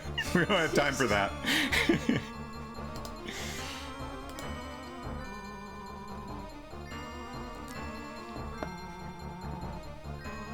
There's Casima. Oh, sword? Alexander, be careful. Alhazred has a sword. Shut up, wench! Shamir Shamazel! Get in here! Here I am, master! It's about time, you bumbling fool! How could you let him follow me? Well, there were the guard dogs, master, and then... Never mind! Just kill him! Kill him now! As you wish, master. So, in the, I think we got this information from the guidebook to the Land of the Green Isles. It had a bit about genies and how basically they kind of take on the personality of their master. Like that dialogue just there suggested this genie doesn't want to do these things, but he's just being forced to. All my icons are disabled. Razzle, dazzle, snap and snazzle. Okay.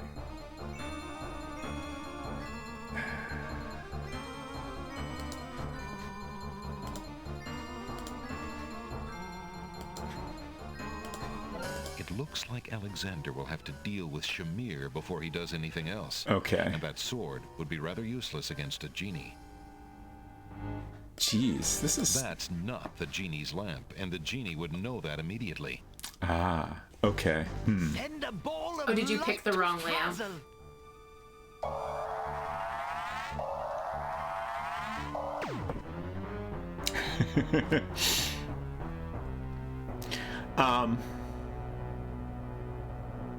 The dazzle ball hits Alexander.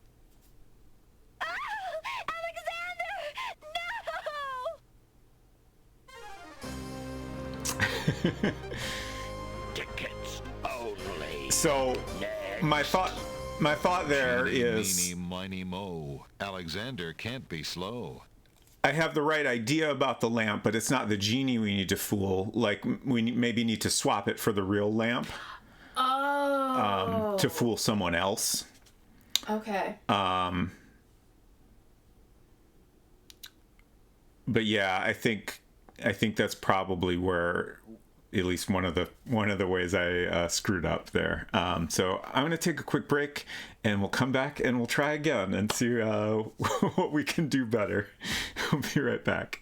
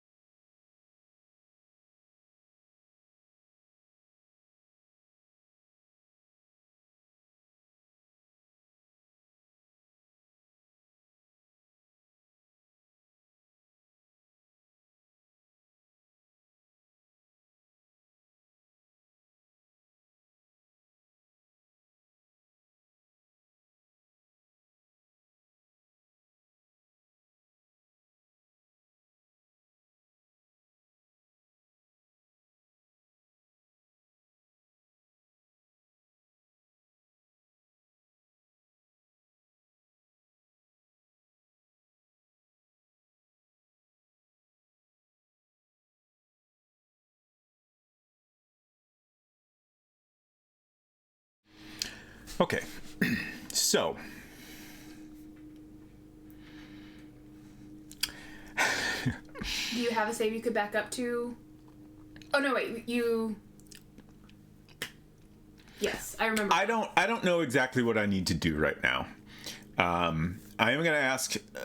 At this point, I would still prefer no hints unless asked, but I am going to ask one question in particular, which is, how far do I need to back up to get an ending where I don't die? Is it possible, could you back up to a point where you could peek in at the Vizier's room and, like, see if you can see a genie bottle lying around? That's an interesting question.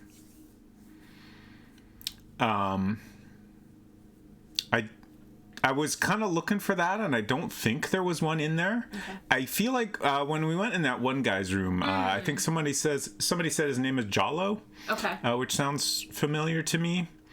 I kind of think I saw a bottle in there, which seems odd, but interesting. Maybe wrong, but I think you need to back up to the bookstore. Okay. So, like, any like, just right before we went into the castle, basically? Because that's certainly doable. We did pop into the bookstore and didn't see anyone in there. I know that Jalo guy appeared in the bookstore at one point a long time ago. Right, like way in the beginning of the game. Don't think you can talk to Jalo inside the castle. Yeah, it certainly seemed like, you know, if we went in his room, then we're screwed.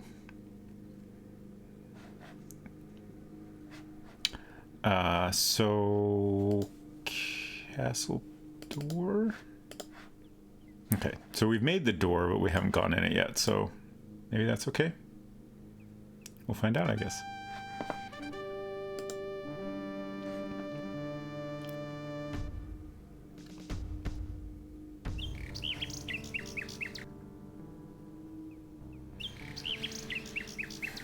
Did you find out you were soft locked? Yeah, I mean, I guess so, yeah. Bad guard dog's letting an assassin wander about. Yeah. Bookstore. The name Ali comes up a lot, huh?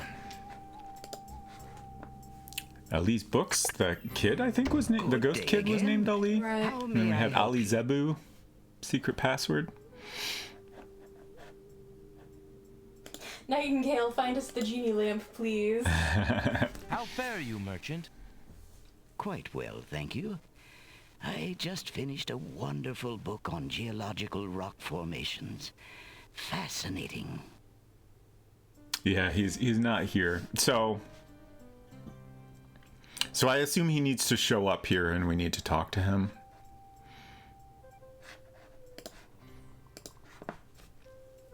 Alexander rests his feet for a moment.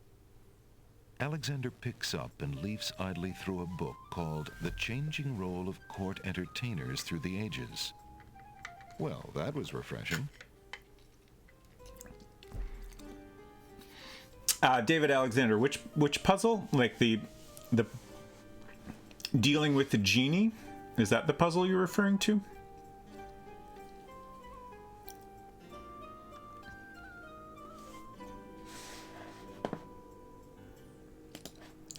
Also, I'm curious if, like, Jalo showing up here, like, if that's maybe random or, like, we've completely missed that opportunity.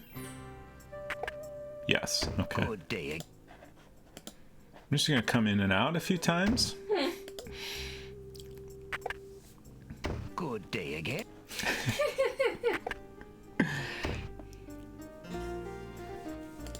I was gonna say, should you try going somewhere else? Maybe. Or you just walk back in?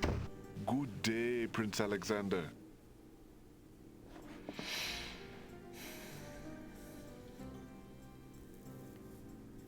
Some other genie weakness. See, I kept thinking of the mint situation. It's So we know that is a The weakness. mint dish is empty. But we don't have any mints. We ate our mint, and we can't get any other. I haven't... You didn't eat your mint, you used it to get past the dwarves. Well, on yeah. One aisle. Yeah. Yeah. The guard on the Isle of Wonder ate our mint. Yeah, like I was wondering if there was somewhere else we could find mint. I mean, there were a lot of plants on the Isle of the Beast. So I don't know if that's an option. I never saw anything that made me think, this is the mint we've been looking for. But I have been keeping an eye out for it. Obviously not well.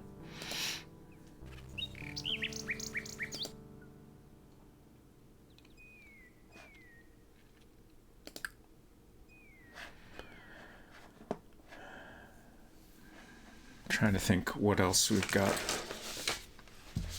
Let's take a quick look at our maps here.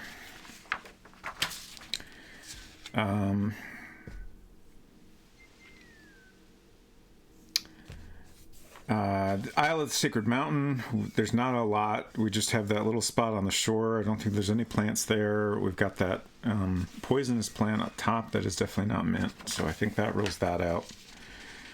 The Isle of the Mist, I think there's maybe some plants there, but certainly not a lot. The Isle of the Beast has a lot of plants, and maybe there's one I just didn't think to click on. And then the Isle of Wonder has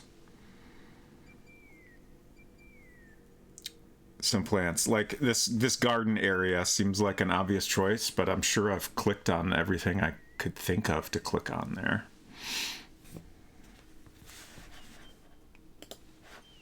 I do wonder if maybe I missed it, though. Alexander pulls out his magic map.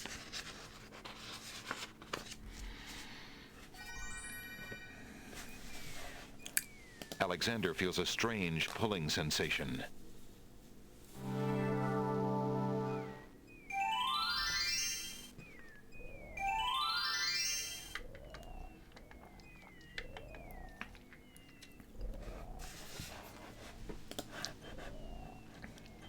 That's interesting. Like, you know, I don't 100% remember seeing Jalo before.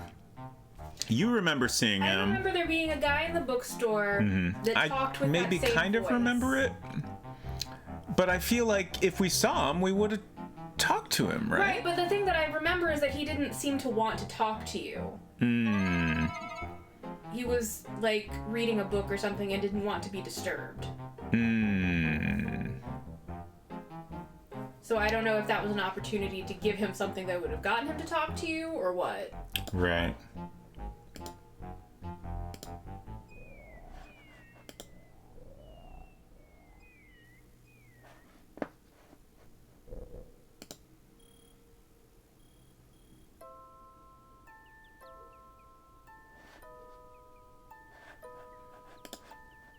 Clinging vines climb the garden wall.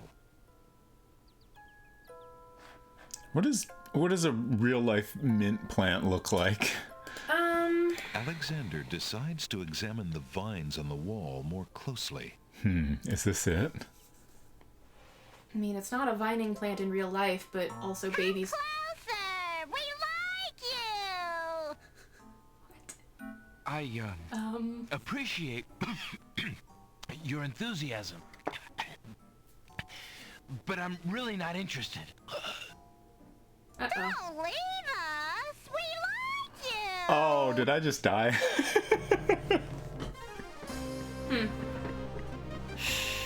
Tickets only. Next. Oops. Just want to be loved by you. Wasn't expecting that. Yeah.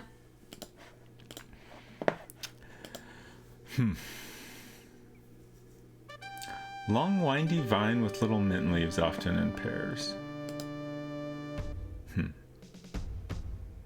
David Alexander says, I think they are short ivy-like. Okay.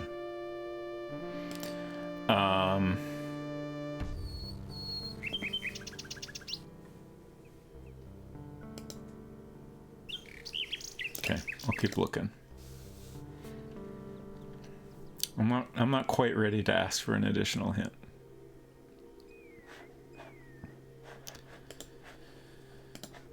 Let's try the Owl of the Alexander Beast. pulls out his magic map. There's definitely a lot of plant life there, and like it's an island that most people don't go to. Alexander feels a strange pulling sensation. So it seems like it fits as a...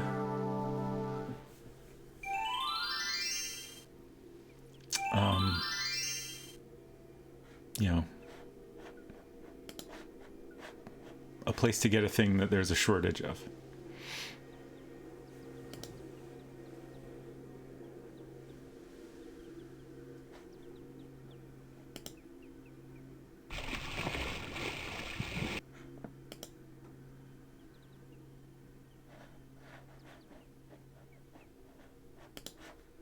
The path through the woods runs through a gated wall here. 2 stone statues stand guard on the gate's lintels. To the north, the path continues on through a hedge of roses and a dainty gazebo.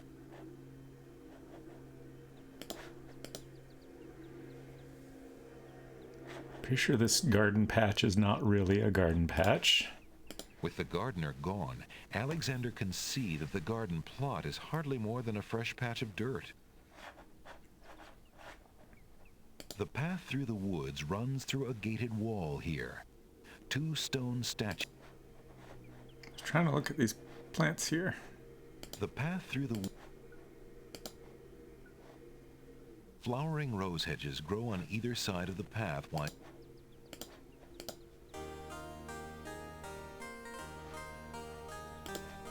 the hedge continues back towards the castle and forms what appears to be a maze.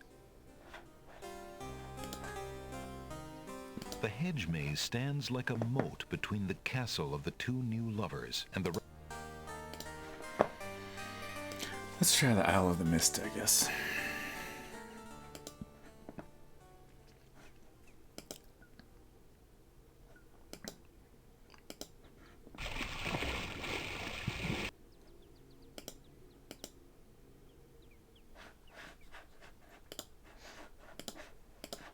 Alexander pulls out his magic map.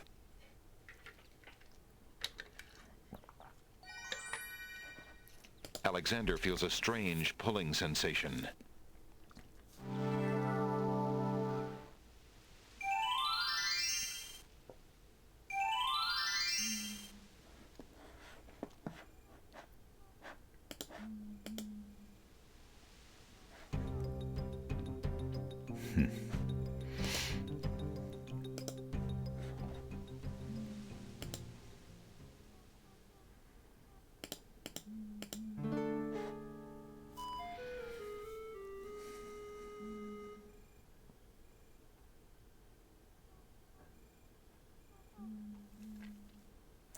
I'm just not seeing anything. I guess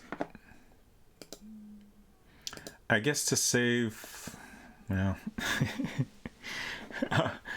I'm tempted to ask for a hint, but Alexander pulls out his magic map. I'm like, no, I can do this.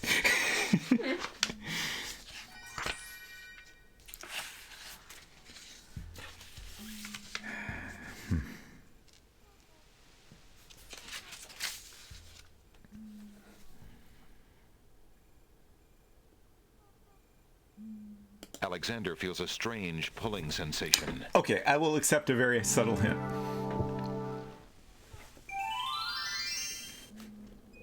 You've convinced me.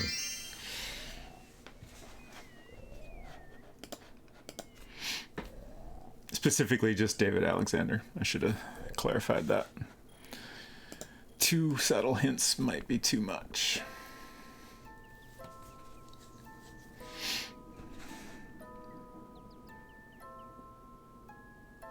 What's this over here?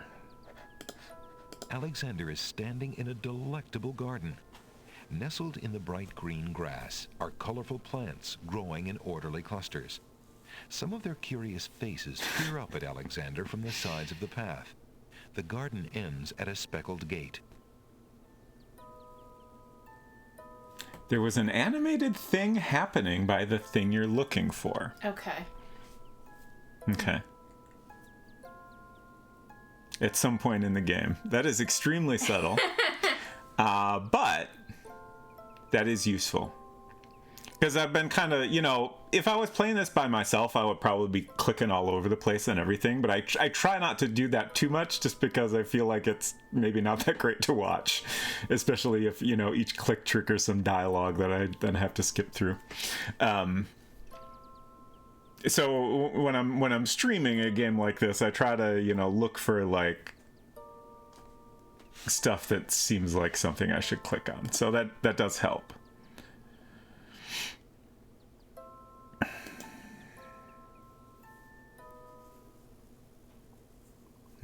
Thin mints.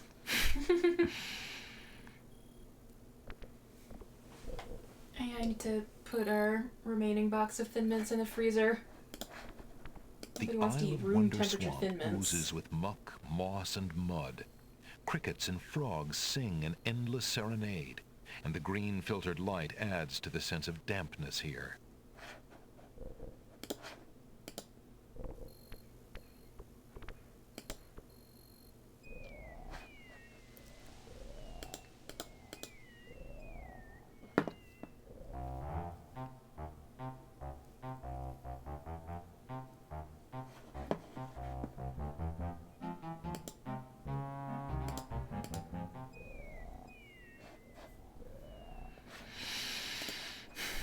There's no reason to use that on the distant foliage. On me. Alexander pulls out his magic map. Campfire ones.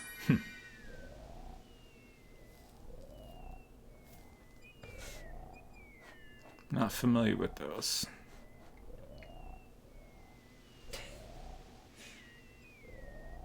Alexander feels a strange pulling sensation.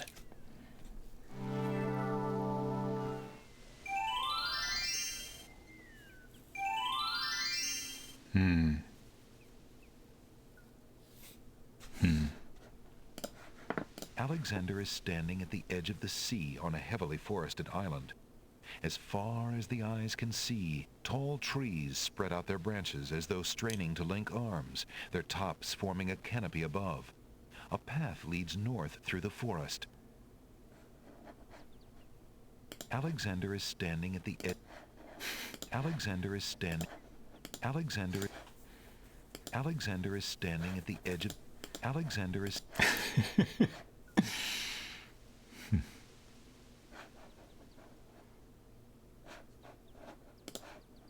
The denseness of the forest makes it inadvisable to stray from the path.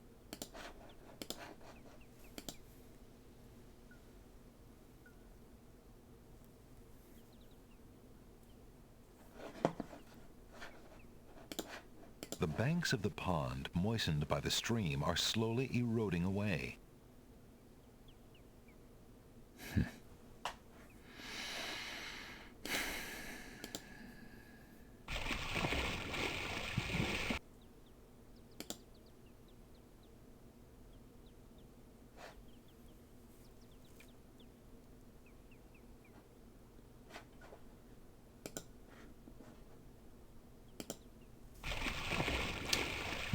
I'm stumped.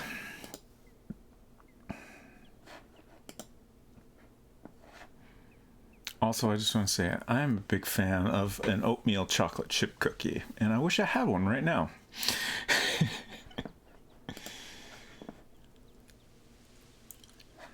Does anyone have an additional hint? I feel like I need an additional hint. Alexander pulls out his magic map. You're looking for a plant, not a stump. Alexander feels a strange pulling sensation.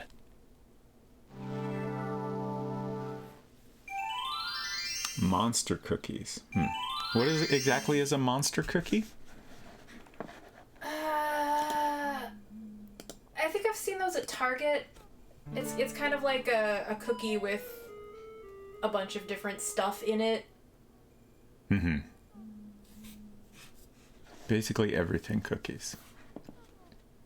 Like, I know they've got M&Ms and probably at least one type of nut. The way north is blocked by impenetrable forest. I don't know, it sounds like too much to me.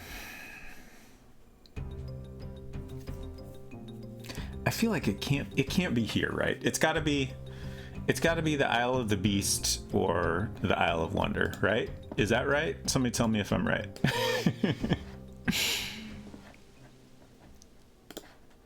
Alexander gets an uneasy feeling just thinking about touching the gnarled, moss-covered trees. Okay, it's just moss on a tree. Yes, please another subtle hint. Alexander pulls out David his Alexander. magic map. Val says I'm looking up monster cookies. The ones that come up at Alexander Target feels a have, strange pulling sensation. generic M&Ms, oats, pecans, and chocolate chunks.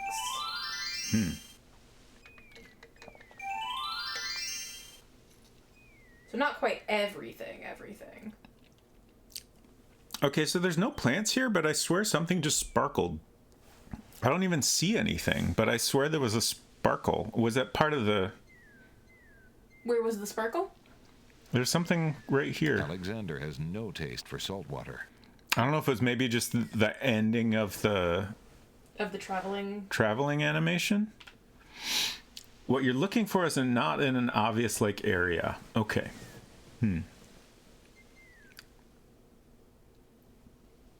Okay.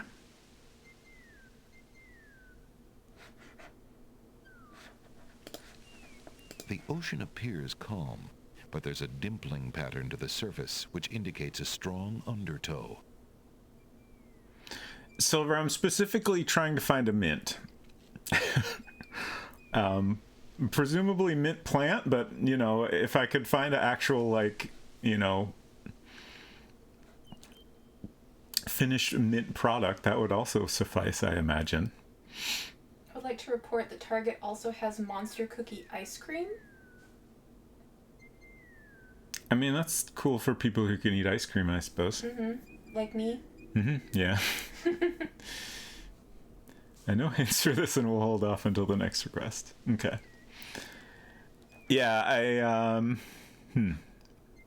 I'm stumped. Alexander pulls out his magic map. But I'll keep thinking. Not in an obvious area.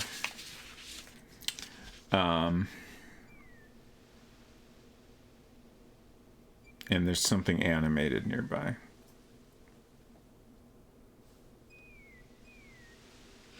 I don't think anyone ever answered my question of, is it on Isle of Wonder or Isle of the Beast? Let's at least narrow down my options. We know it's not on the Isle of the Crown, so like that one's out. So it's not on either of those. So it's Mist or Sacred Mountain. Okay. Yeah, I was gonna say maybe you should climb up to the top of the cliff and see if there's any other plants besides the nightshade berries. Oh, we're already here. Yeah, you're just at the bottom. Yeah.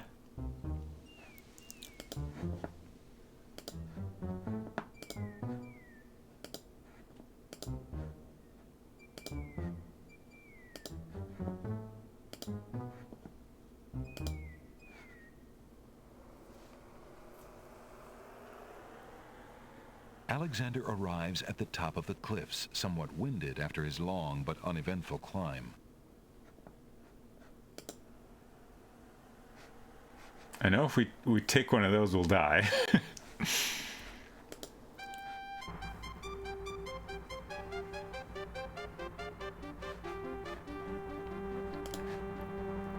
Alexander is standing in front of the gates to the city of the Winged Ones. The city entrance is accented with huge marble pillars and an ornate marble gate. Beyond the gate, Alexander can barely make out a community of nests atop large pillars. The peak of the mountain that makes up the Isle of the Sacred Mountain towers above the city. Two extremely handsome and athletic-looking young men with large white wings are standing guard in front of the city gates. Also, there's some mint growing just behind these columns.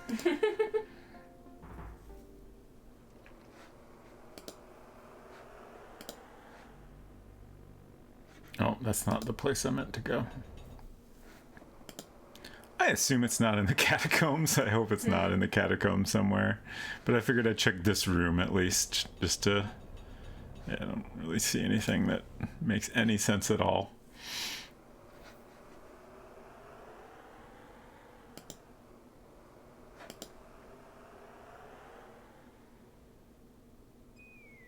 Alexander climbs carefully down the long face of the Logic Cliffs.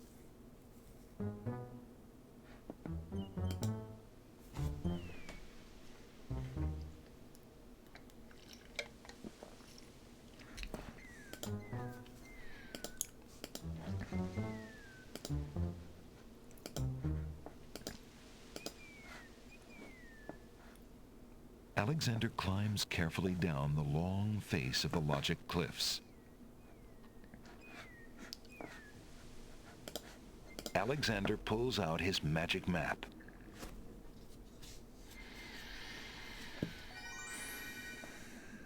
Alexander feels a strange pulling sensation. I'm gonna be mad when I figure this out, aren't I? I just saw a little sparkle at the end, so I assume it is the end of the traveling animation.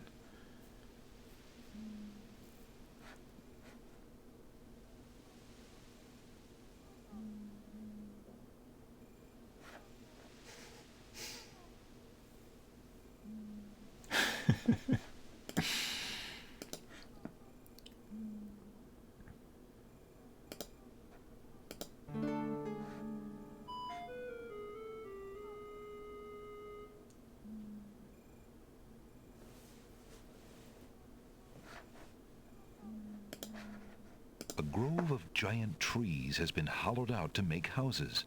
The trees look cozy and dry, if a bit primitive for Alexander's tastes.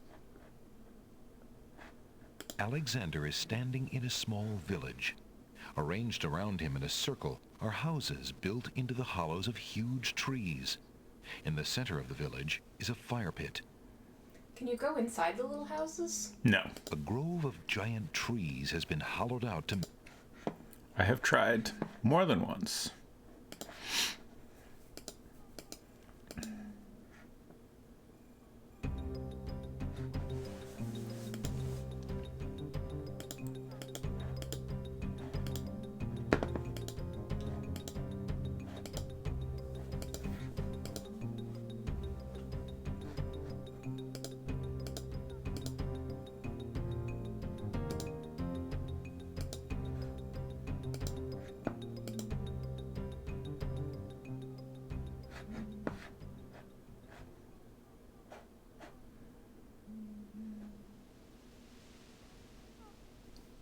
Here's another question. Is it an area I've been to today? Is it a screen I have been on? Or is it something I have not been to today? Like, I feel like... Okay. Yes. What am I missing? Alexander has no need to carry around large rocks. No one mentioned that the wizard hides a key on top of his closet. Alexander gets an uneasy feeling just thinking about touching the gnarled, moss-covered trees. Alexander sees nothing of interest there. The heck am I missing?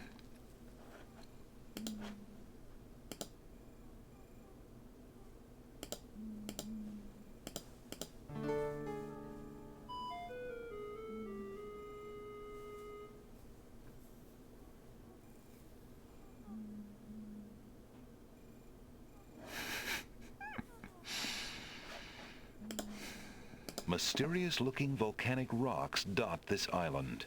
I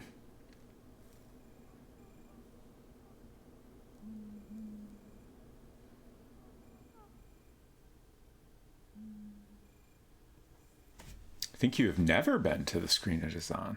Oh. And Silver says the answer is sort of.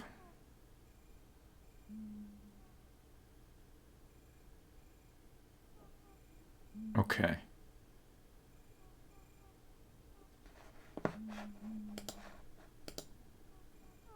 Huh. I think what you're missing is not easy to find, sort of like hard to find keys in closets. The way north is blocked by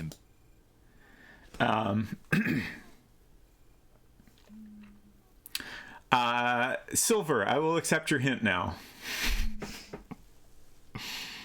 I'm really curious if this is something I've ever found.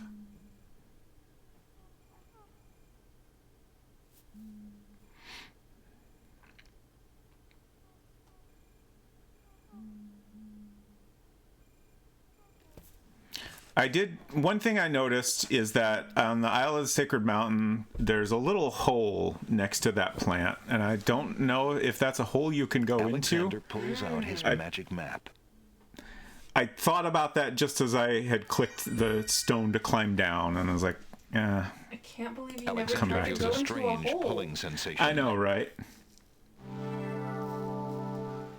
Okay, I think Silver's hint suggests to me that this is the right idea. He says you should examine areas that have other suspicious plants.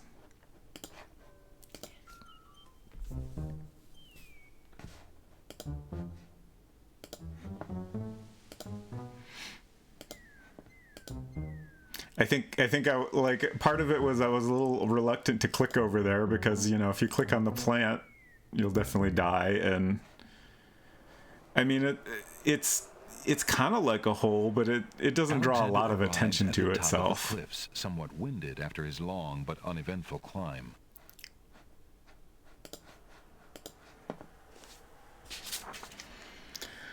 I guess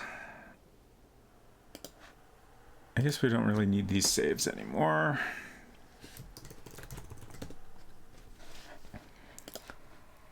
There's a natural opening in the rock near the nightshade bush. Yes, great hints. Thank you all. Alexander crawls through the small opening in the rock.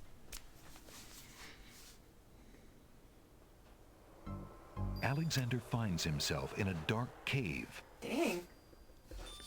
Wild.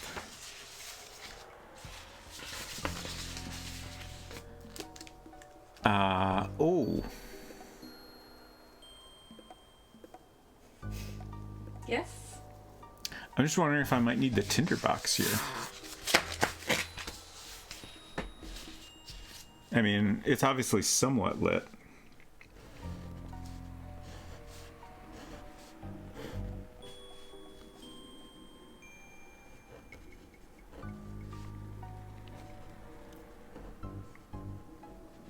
And it looks like there's maybe another hole here. Alexander can't see much of anything in the dark cave. Okay. I think I might need the tinderbox, but we'll try.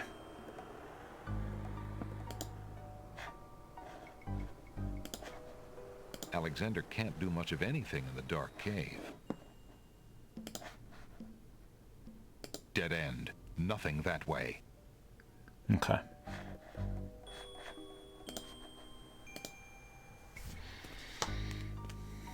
Vicious cave beavers. Oh no. I hope not. Alexander crawls back through the passage to the top of the cliffs.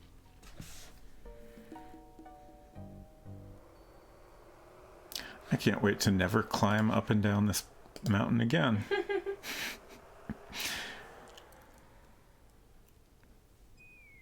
Alexander climbs carefully down the long face of the Logic Cliffs. Like, if I were programming this game, I would have it, like, transition to him going down the last couple steps, and then he's all the way down.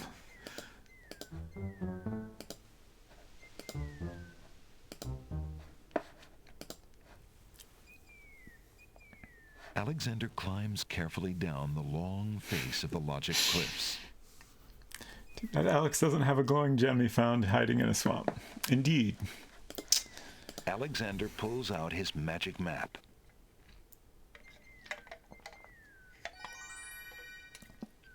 Yeah, you could also have... Well, I don't think it would work to have you automatically go to the top, because if you didn't pick up the 2 items at the bottom, that would be an issue.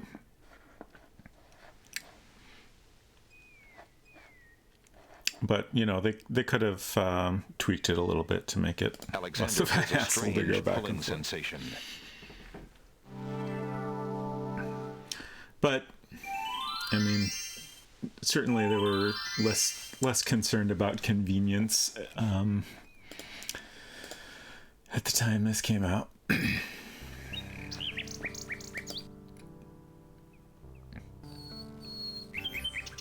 So, unrelated to my current problems, but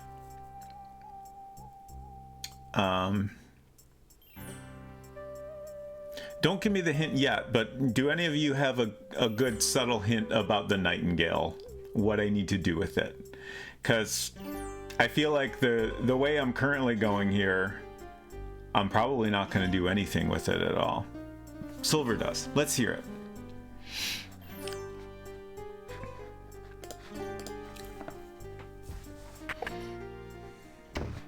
Good day, Prince Alexander. Good day. I would like to trade my used paintbrush. Would you mind if I traded this in? Of course, Prince Alex. Please choose something in exchange for the items on the counter. The paintbrush looks closely at the items on the counter to make his selection.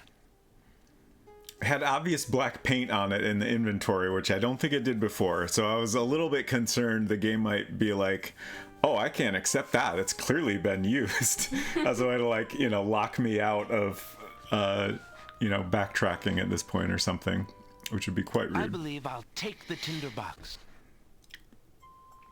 Very good, Prince Alex. Enjoy your tinderbox and bring it back anytime. Thank you. Silver says, for the Nightingale, it's usually polite to introduce yourself to a new friend. I'm so sure I've tried talking to the Nightingale. I could be wrong. It's also possible that when I tried that was before I used the mechanical Nightingale?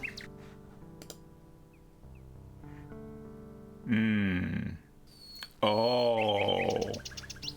Oh. Alexander holds out his royal ring to the Nightingale.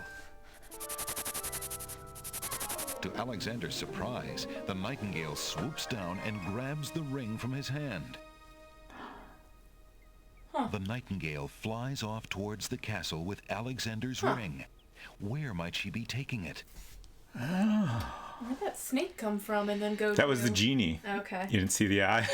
No, I must have missed it. Always watching Genie. Okay, interesting. So now,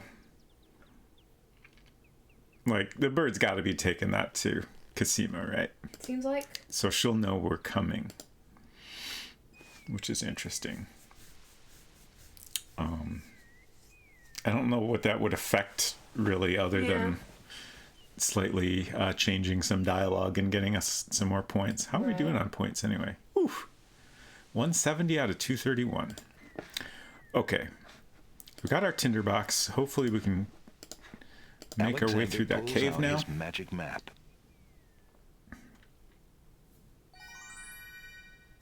Is that snake going to offer you an apple next? I would not accept it. No, thank you. Alexander feels a strange pulling sensation.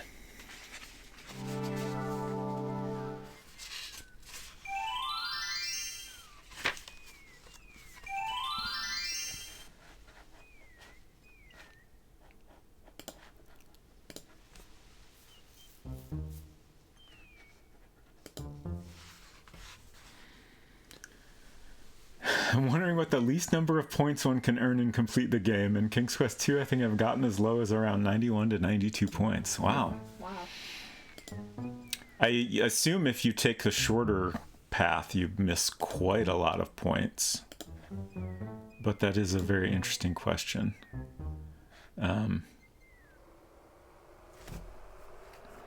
I wonder if there's anyone doing like any percent. Arrives at the top of the cliffs, somewhat winded after his long but uneventful climb.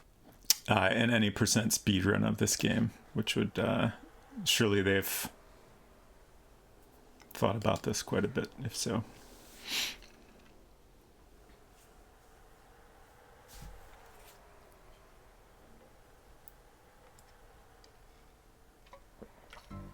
Alexander finds himself in a dark cave. Okay. Alexander takes the candle from his tinderbox and uses the flint in the box to light it.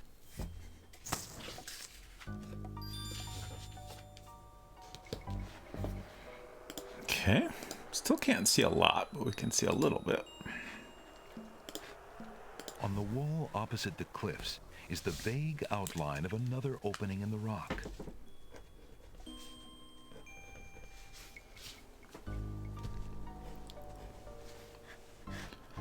Well, let's go in.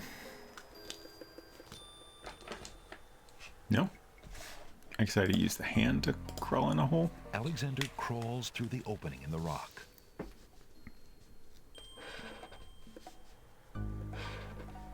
The lighting in this part of the cave is better. Alexander extinguishes the candle's flame and places it back in his pack. Okay, but we gotta go back.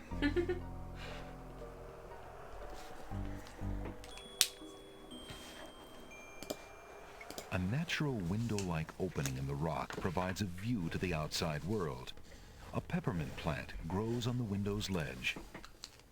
How convenient!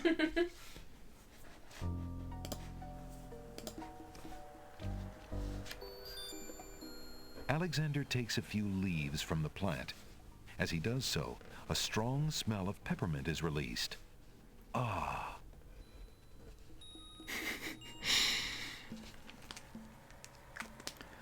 Okay. The peppermint leaves are the color of dark emeralds.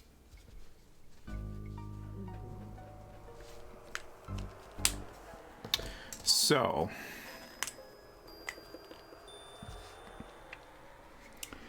I'm thinking about what to do next, and also whether I want to ask for any more hints before I do anything next. So here's what I'm thinking. I think we have a way to deal with the genie now. I think he will be unable to resist this mint. And that will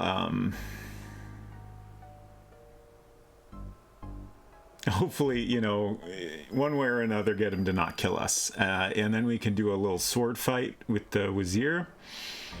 And then I think that'll be enough to get us a non-fatal ending to the game. I'm definitely going to check the bookshop again before we go in the castle.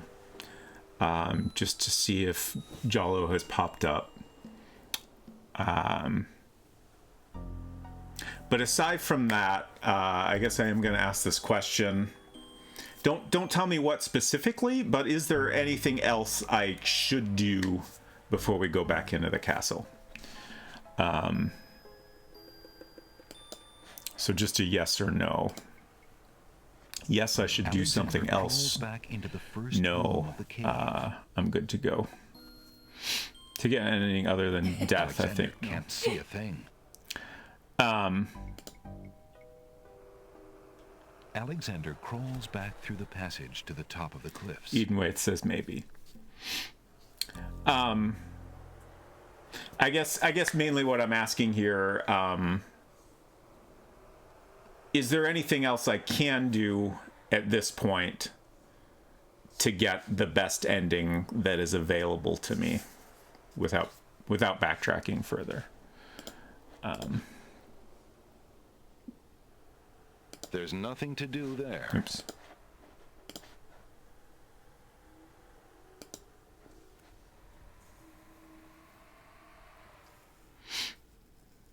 Should be good to complete the game. Alexander climbs carefully down the long face of the Logic Cliffs.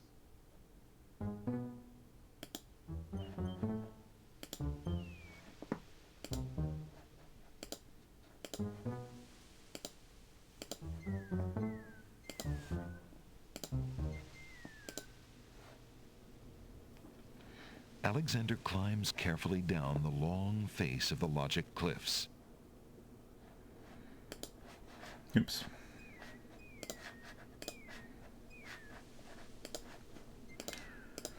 Alexander pulls out his magic map. I guess I don't necessarily need to... We already painted our door, so we don't need the paintbrush anymore. Alexander feels a strange pulling sensation.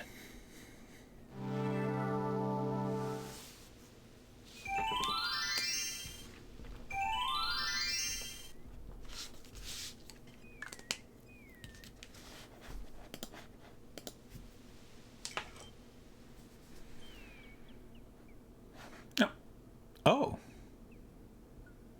The nightingale has returned from her flight with Alexander's ring. She flutters off her branch and drops something red at Alexander's feet. Something red, you say?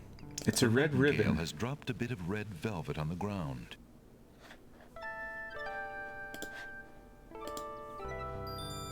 It's a red velvet hair ribbon.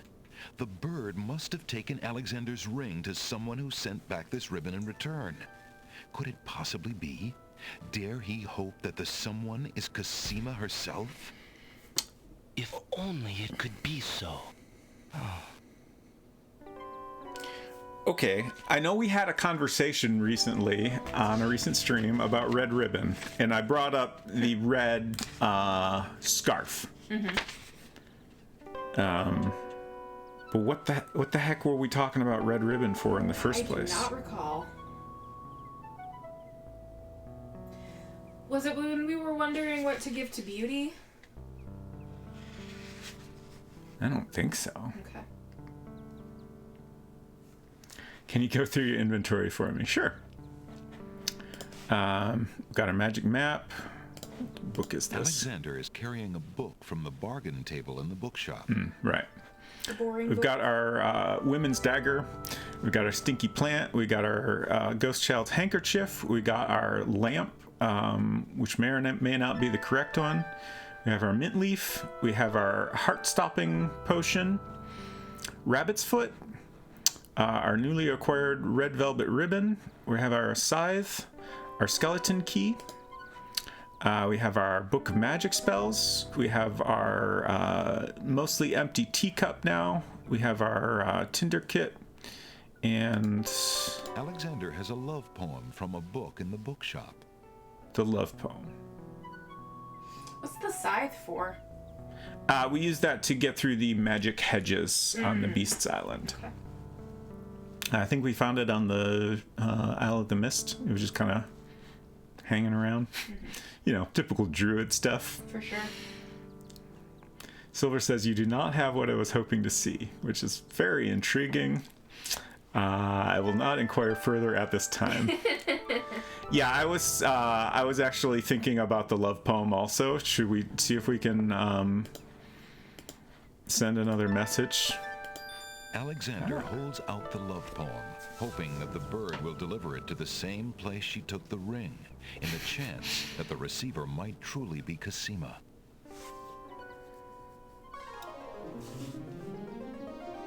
The nightingale swoops down, grabs the love poem, and takes it towards the castle. Nice, nice. The lady's hair ribbon is made of the finest red velvet. The red ribbon feels soft and luxurious between Alexander's caressing fingers. So I take it none of y'all remember why we were talking about red ribbon. I think it was last week. It's killing me not being able to remember that. I know specifically we talked about red ribbon. Like that's very specific item came up for some reason. I mean, you were thinking of the red scarf, but you were calling it a ribbon.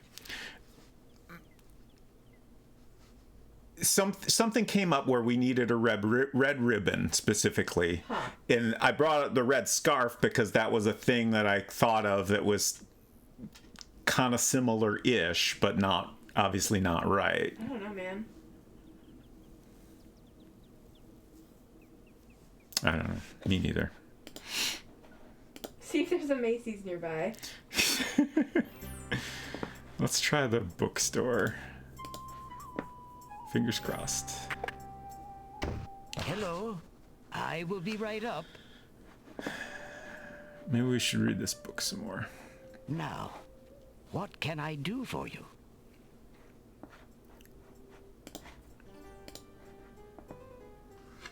Alexander rests his feet for a moment.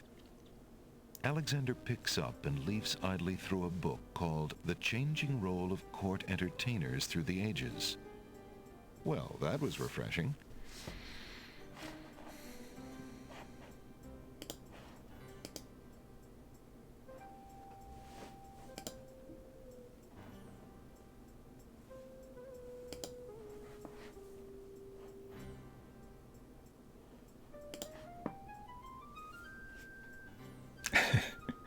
Alexander reading emote.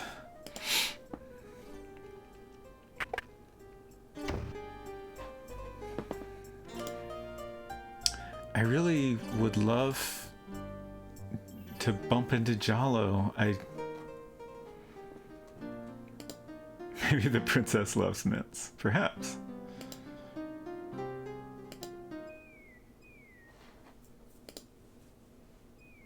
I don't know if we're too late to get him to appear in the bookshop again or what.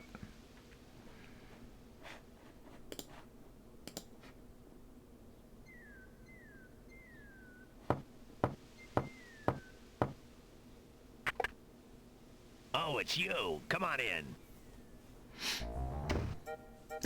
Alternative ending, you send her the beast ring and she marries him instead. What else can you tell me about the land? The Isle of the Beast is pretty, but unfortunately, you can't get very far onto the island. You can't. I can. What else can you tell me about the land? The inhabitants of the Isle of the Sacred Mountain are the most gorgeous creatures you'll ever see. If you ever get to see them, that is. I did. They're quite handsome. Alright. Well, according to Google, princesses like hospitality. BMWs, fancy purses, and exotic vacations. I don't know if that Come helps. back anytime. We could offer the bird a BMW. The splintery boards of the pier would... Just gotta find one.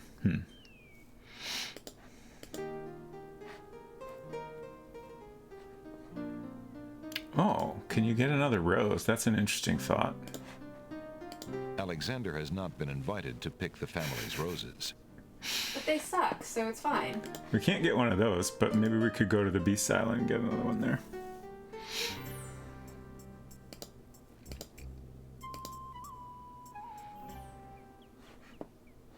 Oh, I meant to pop in the bookstore yet again. Oh, we got another gift. The nightingale has returned from her flight with Alexander's poem. She flutters off her branch and drops a piece of parchment at Alexander's feet. There's an Easter egg with Beauty's stepmom. Yes, I would definitely be interested in that. We do love an Easter egg. It's a note. Dearest Alexander, I cannot believe you are here, my friend. Please, please be careful. Abdul isn't about to let anyone interfere with his plans. Watch out for Abdul's genie, Alexander, and do not do anything rash. I am not without resources, and I will prevail if I can only find some small means of defense. Do nothing to try to get to me. You must not be endangered again for my sake. Greatly in your family's debt, Cosima. Alexander's hand trembles as he reads the note. For the first time in his long search, he has heard her voice again, if only in writing. No words of love, only friendly concern. Friend. Is the maiden merely shy, or does she regard him only as a brother? After I sent a love poem. Silver says the order of operations are really important with the bird. If you gave the ring too early, you're never getting it back. Yeah, yeah, I think you could do that before you ever trade it for the map, right? Probably. Which would, geez, ouch. The tone of the letter is interesting.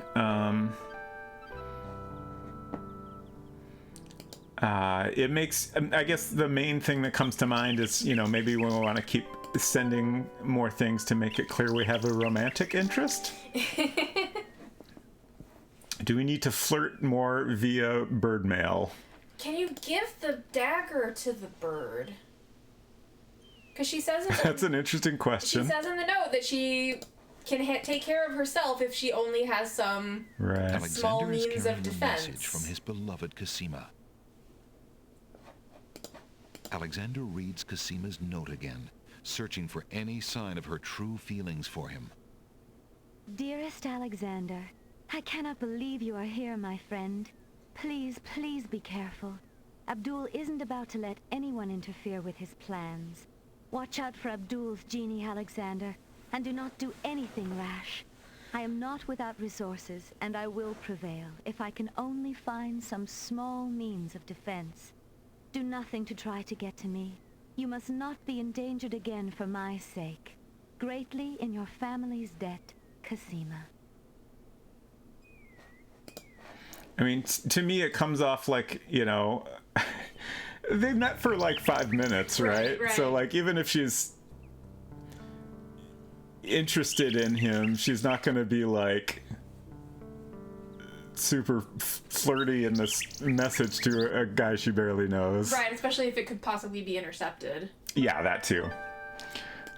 So let's see if we can send a dagger. The little bird couldn't do anything with something that heavy. That was my thought also. Okay.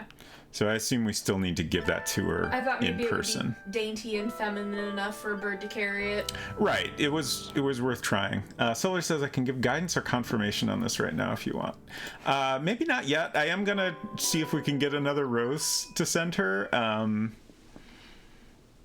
once I've done that, I'll think about whether I want any additional hints Alexander on this pulls out his magic situation. Map.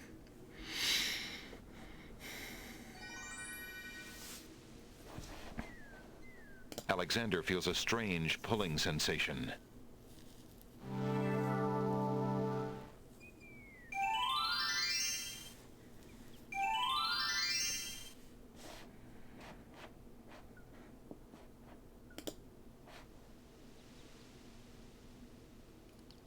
I'm just thinking about other things I have that could be potentially sent.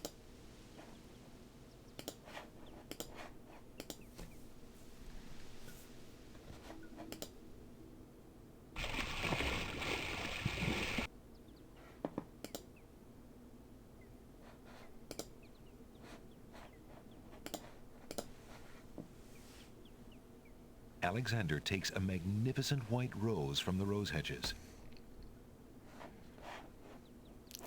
This is a positive development.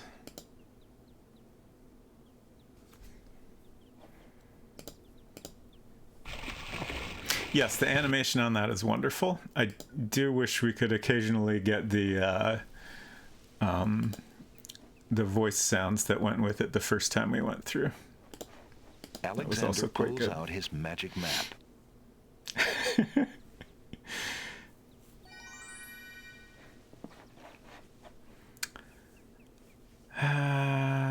Alexander feels a strange pulling sensation.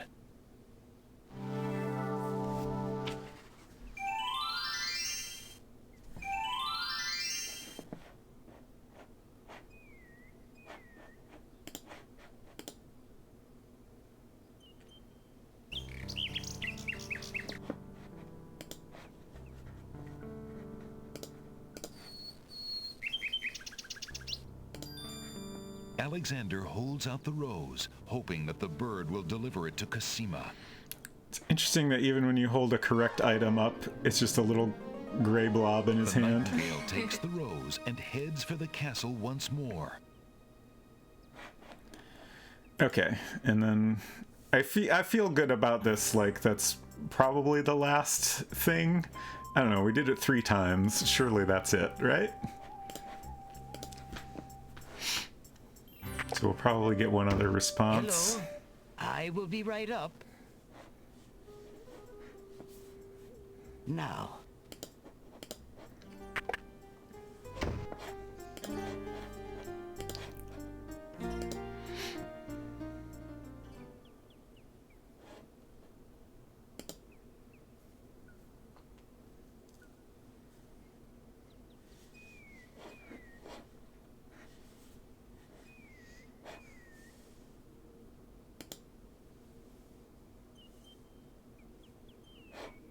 Are we not gonna get a response, or am I just being too impatient?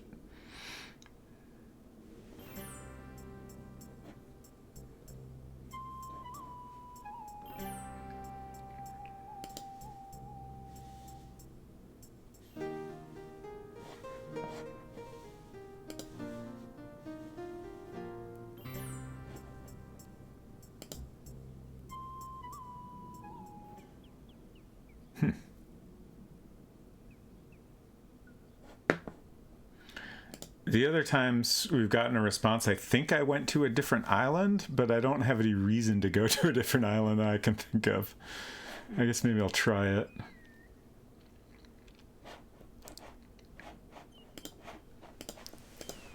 Alexander pulls out his magic map.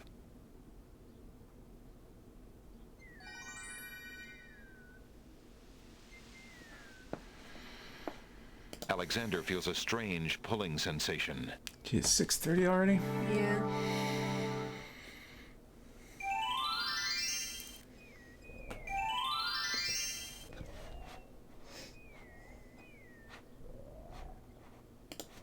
Alexander pulls out his magic map.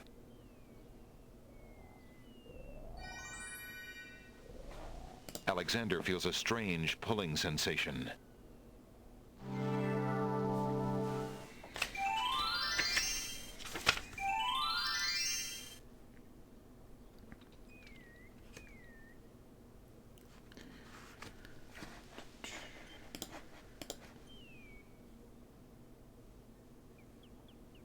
Okay. I'm guessing we are not going to get a final response from the bird. If anyone can confirm that, please do.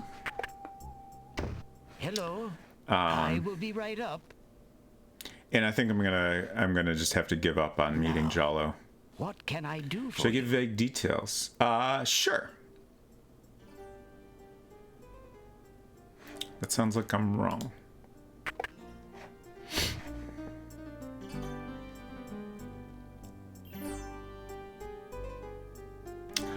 Oh, did I do it wrong?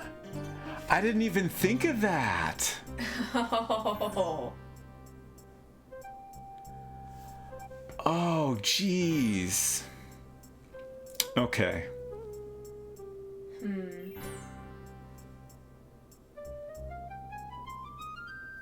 And now that you've told me that, I kind of remember going through this when I originally played the game. All right, I need a quick break, so I'm going to do that, and then we'll come back and we'll try this again.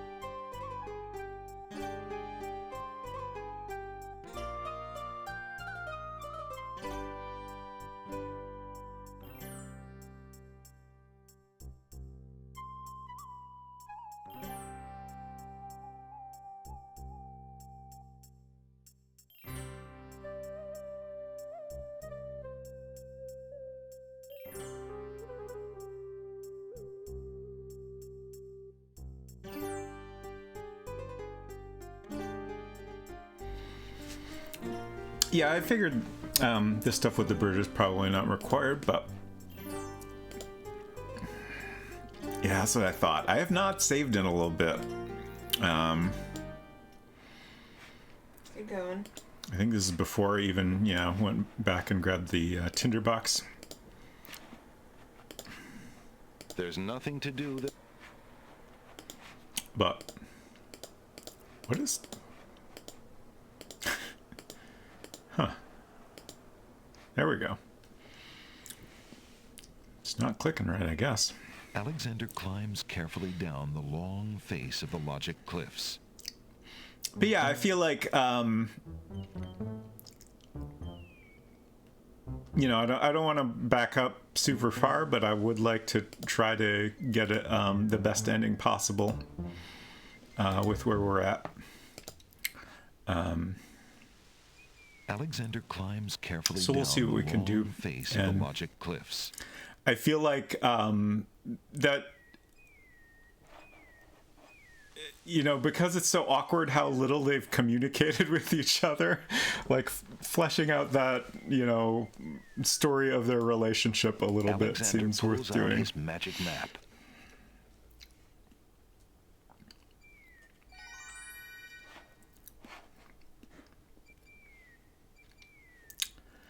Alexander feels a strange pulling sensation. So, I can't remember if we already sent the ring in this save file.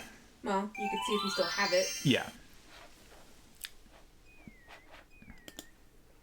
We do still have the ring. So... Do you have the mint? No. We gotta get the tinderbox. I guess I'll go ahead and do the ring.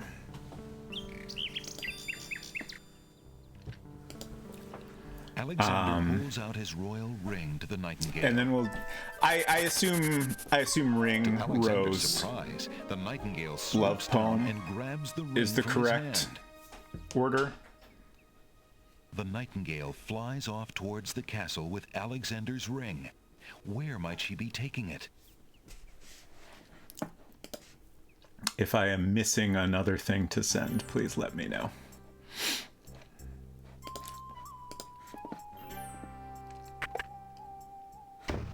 Good day, Prince Alexander. Used paintbrush. As far as I know, it is the 3. Would you mind if I traded this? Of course. Alexander looks closely at the items on the counter to make his selection. I believe I'll take the tinderbox. Very good. Thank you. So...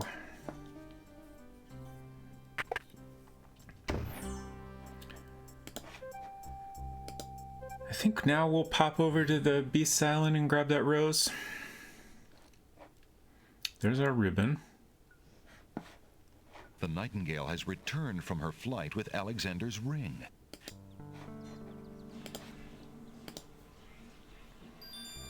It's a red velvet hair ribbon. The bird must have taken Alexander's ring to someone who sent back this ribbon in return. Could it possibly be? Dare he hope that the someone is Cosima herself? If only it could be so.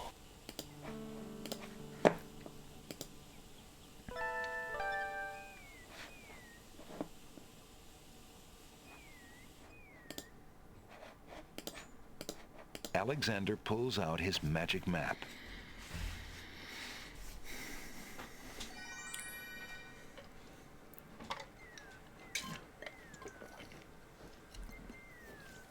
Silver says, as far as Jallo, I'm not sure, but I'm pretty sure he does show back up in the bookstore.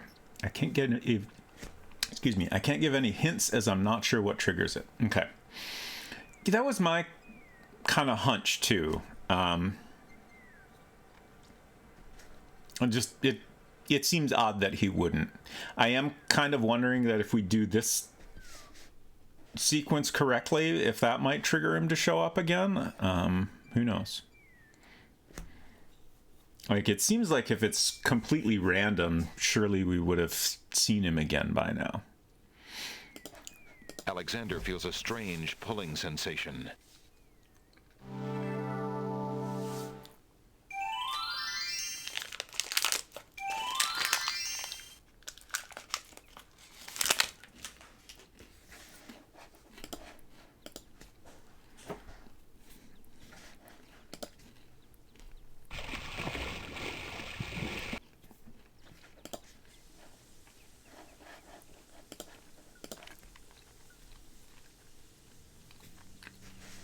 Alexander takes a magnificent white rose from the rose hedges.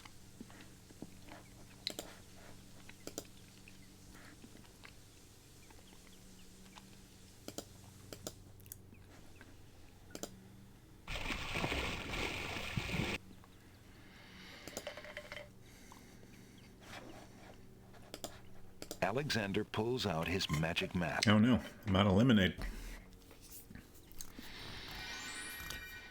Thought he normally shows up early in the game. He might appear later for something, maybe. Yeah, like Unstreaker Crush was pretty sure we saw him early on, and that seems right to me also. Like just very, very early.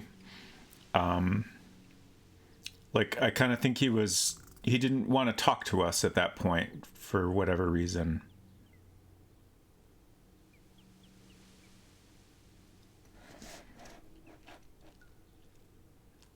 And now I'm wondering if maybe we needed to show him our ring. I can't remember why he wasn't interested in talking to us.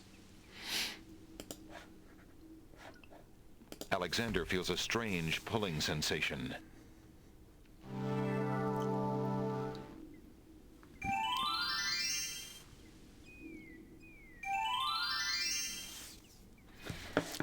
I hope we don't need to show him the ring because we've certainly lost that opportunity by now. The steps cannot be moved and... Okay. Jalo doesn't like to talk to strangers.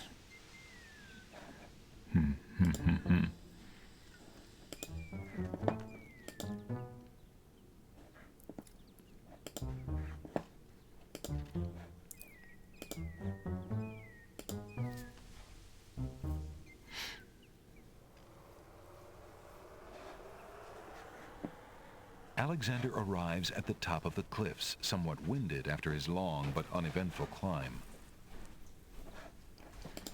Got yourself a pudding pop. Yep. Nice. Taking a big risk by eating it in here, though, because it's a little bit messy. Let's do another save. I guess I can overwrite my whole save. Well, no, I shouldn't.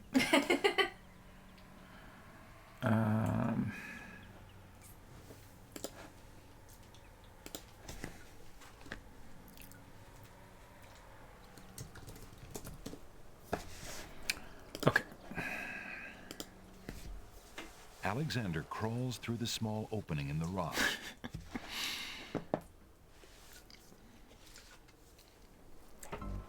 Alexander finds it.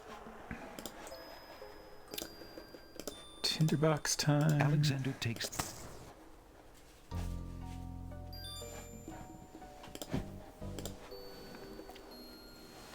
Alexander crawls through... The lighting in this... Alexander takes... Alexander crawls...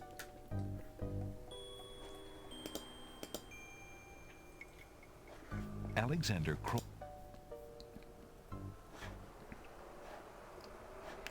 Okay, mint acquired. Now it's time for our second message. Alexander climbs...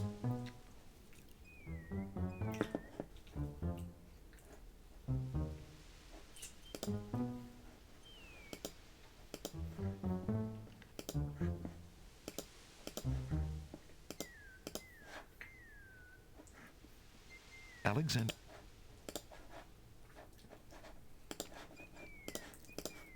Alexander pulls out his magic map. Alexander feels a strain.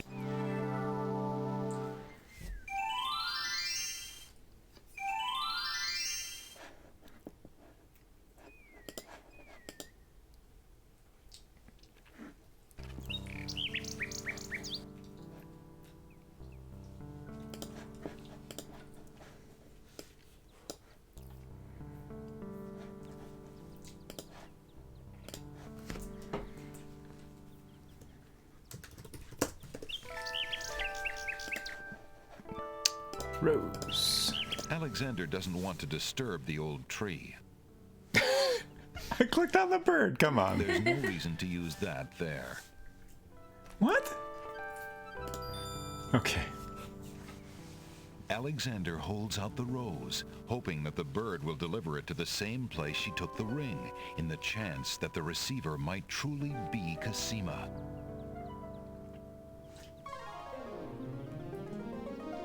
The nightingale swoops down, grabs the rose, and takes it towards the castle. Okay, now we'll do another Jalo check.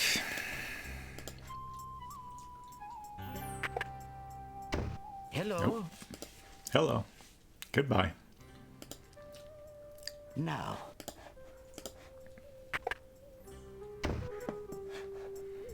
So rude to that poor man. I mean, I didn't tell him to go back to his desk every time. Okay, so the bird does come back pretty quickly. Oh, it didn't bring anything this time. Okay. What did you give it this time? The rose.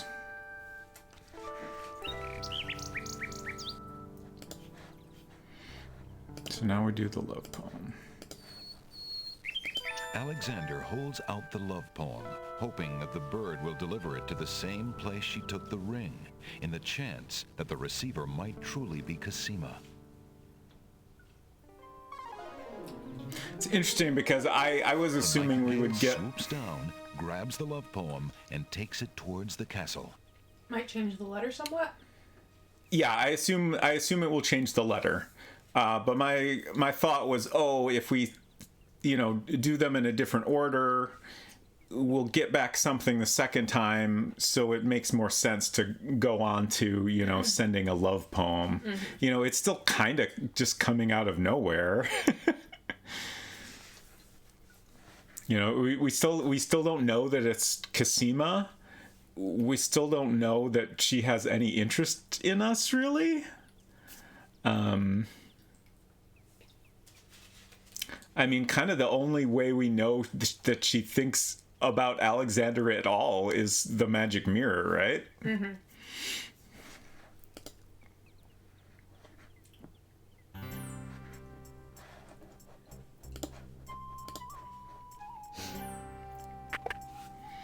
Good day again. He's still behind the counter now. Because he's on to you.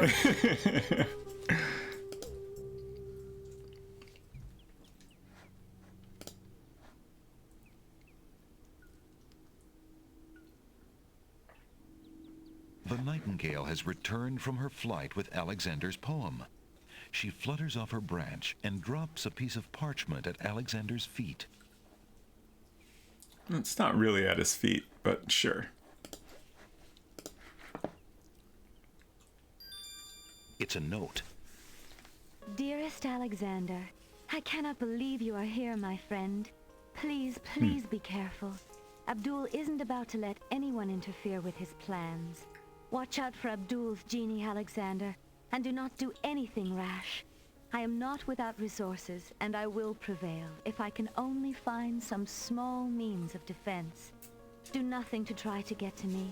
You must not be endangered again for my sake. Greatly in your family's debt, Cosima. Alexander's hand trembles as he reads the note. For the first time in his long search, he has heard her voice again, if only in writing. No words of love, only friendly concern. Friend. Is the maiden merely shy, or does she regard him only as a brother? So that seemed identical. Mm-hmm.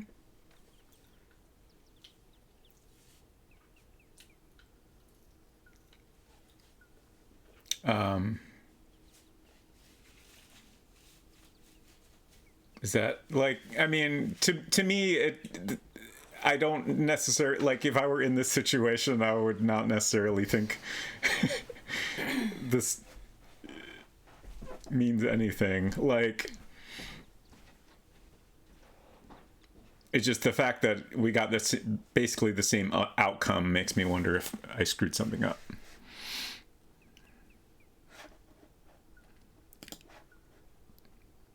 I mean, it doesn't really make sense to expect her to like proclaim her love for Alexander through this, you know, bird exchange.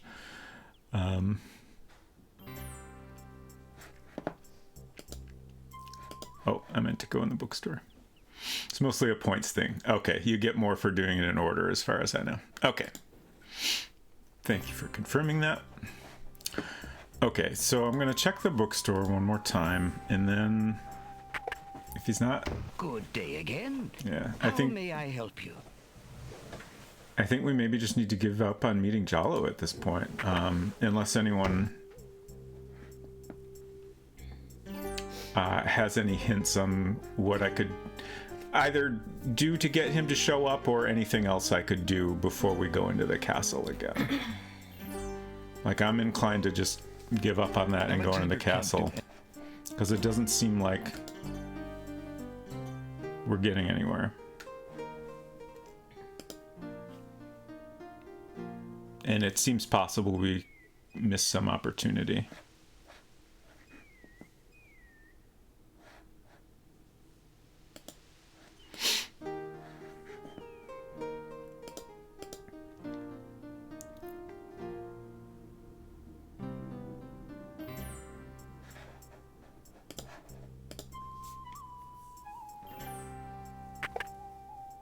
Good day again. How...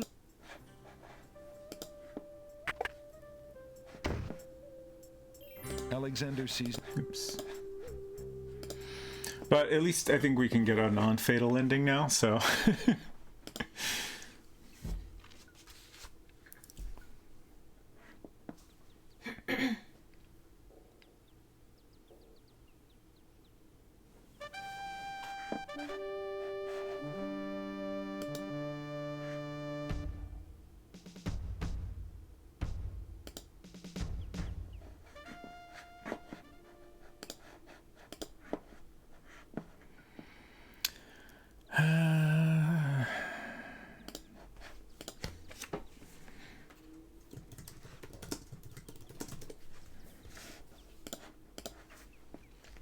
Eager to be inside the castle at last, Alexander opens the enchanted door and steps inside.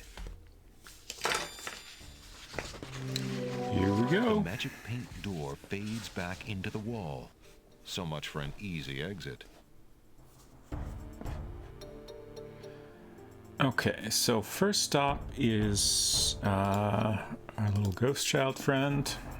Alexander opens the dungeon door. Oh.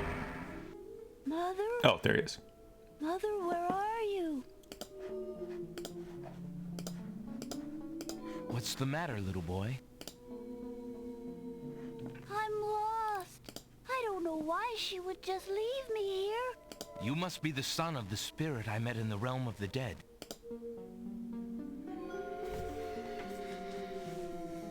It's Mama's. Wait. Before you... I like to play in secret places. In Would the you mind getting me a basement glass of behind water? the Man of Steel is a door. Nobody except me knows it's there anymore.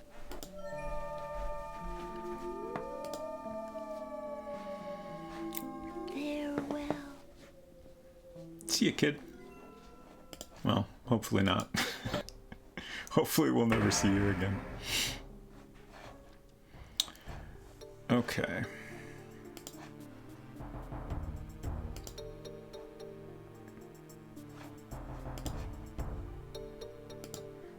Remembering what the little boy ghost said, Alexander experiments with the suit of armor. He pushes down, then pulls up on the knight's right arm. A secret passage. Thank you. Alexander hears the sound of voices coming from nearby.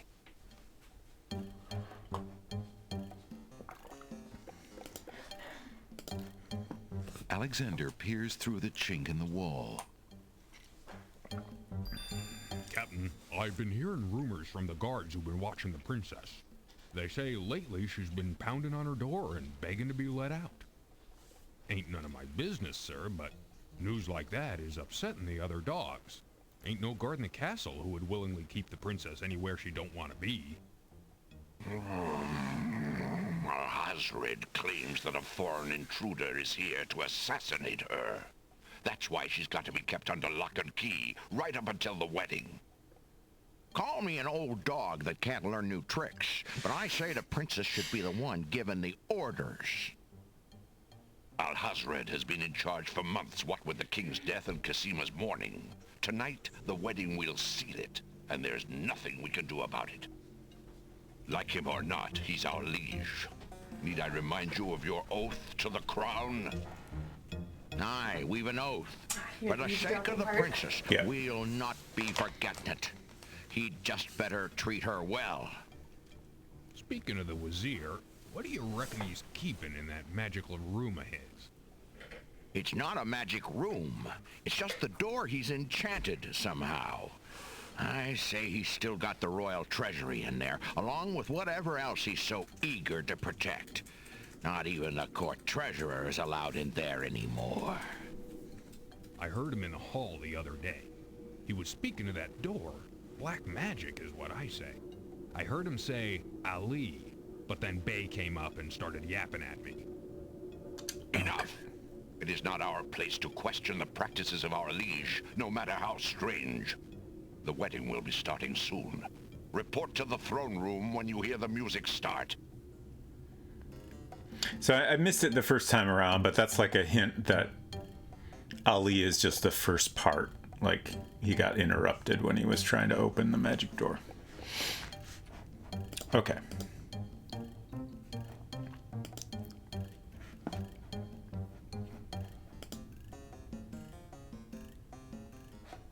Phew, that was a climb. Alexander hears the faint sound of a woman crying nearby. So this will be different now. Very curious how this will all go. I guess I want to look. I'm curious if it will be Alexander all that peers different, through actually. the chinks in the wall, Yeah, I don't know, trying to maybe. locate the source of the crying sounds. Alexander's palms begin to sweat and his heart to race. It's Casima. He's found her. Psst. Princess Casima. What? Who's there? It is I, Alexander. I'm here behind this wall. My, how suave that sounds. Alexander? Like, she should believe more quickly that it's me, right? It really is you. Yeah.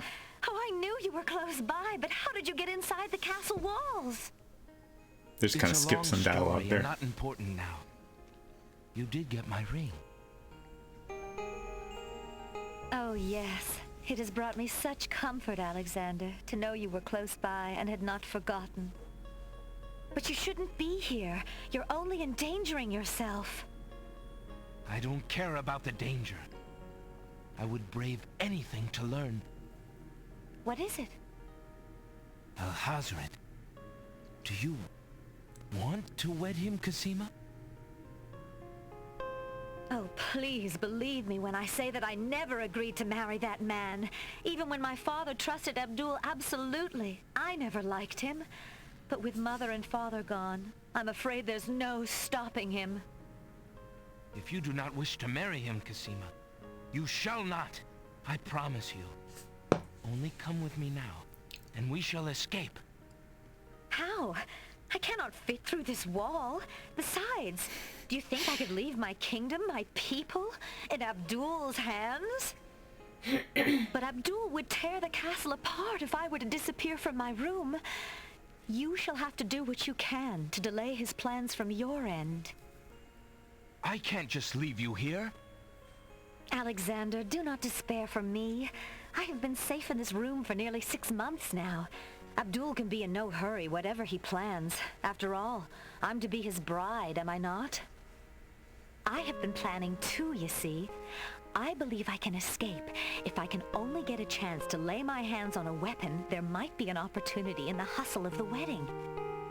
But I... Shh, just a moment more, then you must go. Let us not waste time with words. Please, let me just look at you, dear Alexander. I suppose the mention of her needing a weapon,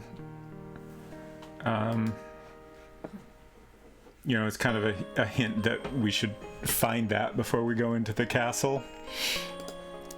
Here, take this dagger. In the letter, I mean. It's not much, but it might come in handy. For some reason, my computer fan is going Why, crazy. it's perfect. This is just the sort of thing I've been looking for. Thank you, Alexander. I'll keep it close and use it if I must.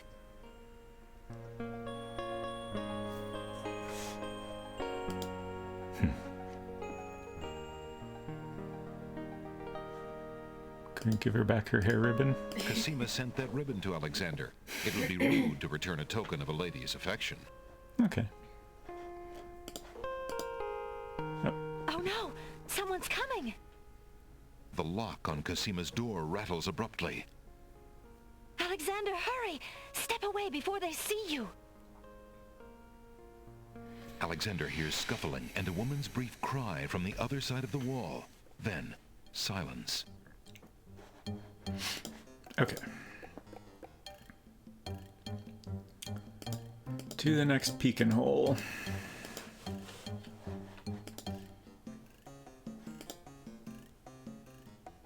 Alexander hears the sound of scratching coming from the other side of the wall.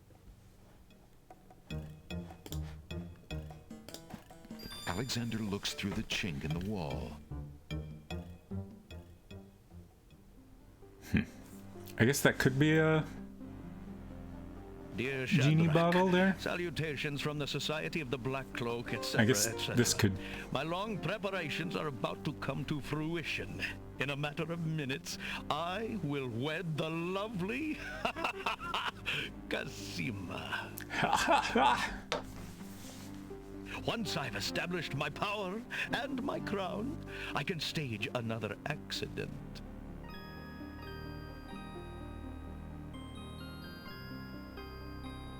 The princess has proven infuriatingly stubborn, as you know. She's becoming quite a dangerous little thorn in my side. In a way, it is a shame I have to kill her. She is lovely and would be amusing Why to would keep you around, write this but down? I know. risk her talking treason to one of the guards.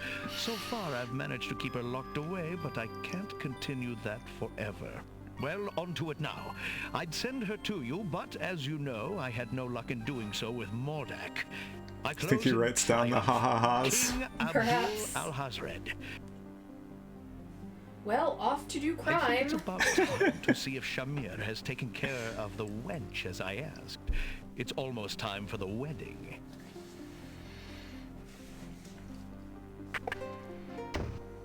The Wazir's words fill Alexander with blazing anger and fear for Cosima's life. That blackguard! That murderous swine! He'll not have his way if I have anything to say about it.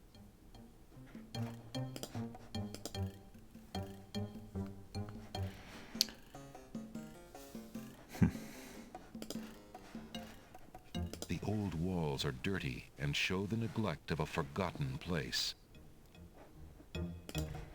Just a brick here that... Alexander sees nothing of interest there. Okay. Just kind of stood out to me a little bit. Alexander sees lots of black cloaks.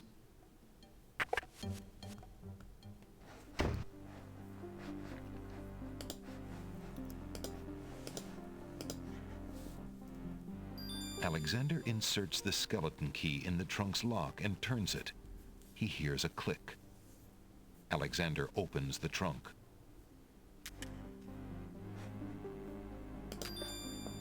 Alexander picks up the most recent letter and examines it. The letter is addressed to Abdul Al-Hazred from the wizard Shadrach. It reads, "Greetings to a brother of the Black Cloak. It seems the plans for that little kingdom of yours are coming along. I must congratulate you on your handling of the king and queen. Isolating the islands so that no protest could develop was another brilliant stroke. It looks like there's not much left to stand in your way. Do as I recommended with the girl, and you shall have your crown." That fiend! Zounds. Alexander opens the ebony box and looks inside. Inside the ebony box is a piece of paper with the word Zebu printed on it. So we get points for looking at that, but I'm curious if you could... I imagine you could open the door without having looked at that, right? I suppose. Like, it doesn't make sense for him to know that, but you could enter the correct password without any knowledge. I think that's everything we need to do. A door leads into the hall. There's a keyhole in the door. Alexander peers through the keyhole. I assume looking through here isn't really necessary.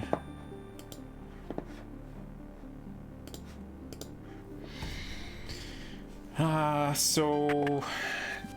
Alexander crawls back through the wardrobe to reach the secret passage. So next we need to open the magic door, uncover the treasures, and then I guess it's wedding time. Alexander looks through the chink in the wall. The Wazir's study is now empty.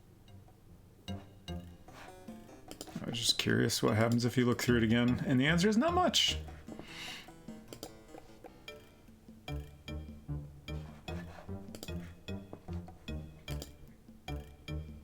Have you saved? Sure haven't.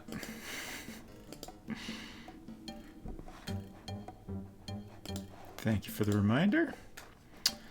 Oh, what's a good one to overwrite? 6-7 commented in chat and reminded me Yes, about it. I did see that. Thank you, 6-7.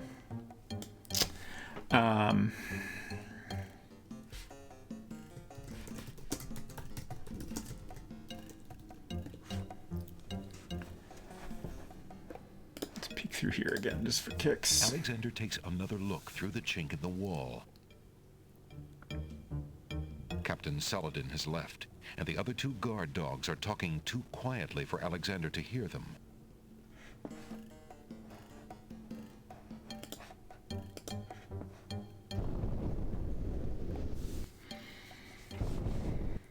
Okay. This way. Talk to the door. Since the door on the west wall has no visible knob or handle, Alexander decides to try to open it with his voice. He Now, why is that composes the his thing that he would words think to do? carefully. Right. Like, I mean... We, overheard... Listen, door. I would have you open. Ali Zebu. It worked. Overheard information to suggest that this is the correct I must have missed that. approach, but I assume we could have done it without that information. Alexander pulls the drapery aside, curious as to what might lie underneath. The narrator's description of what is happening is a little silly.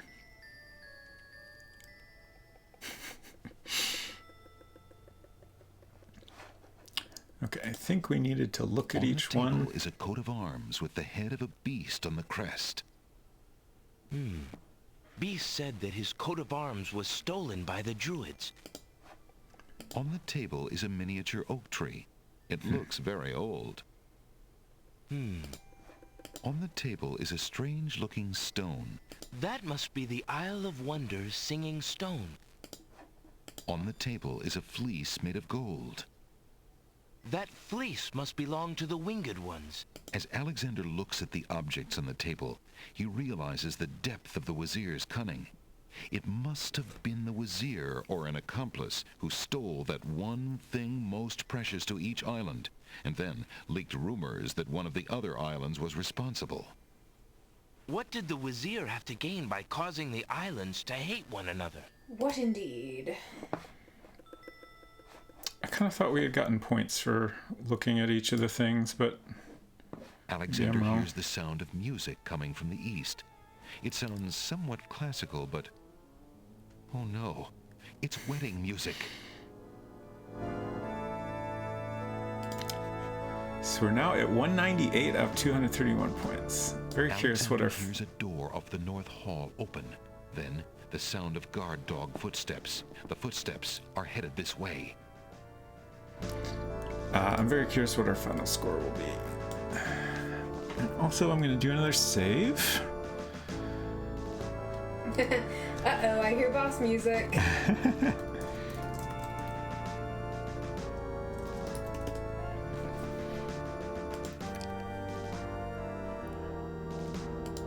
Alexander, wait. There are more footsteps approaching from the west. Now what? In case there was any doubt the Vizier was evil, he is playing minor key wedding march. Right. I think someone in chat pointed that out earlier. Cautiously around the grand hall, but there are no guard dogs to be seen. The wedding music is coming from behind those two large doors.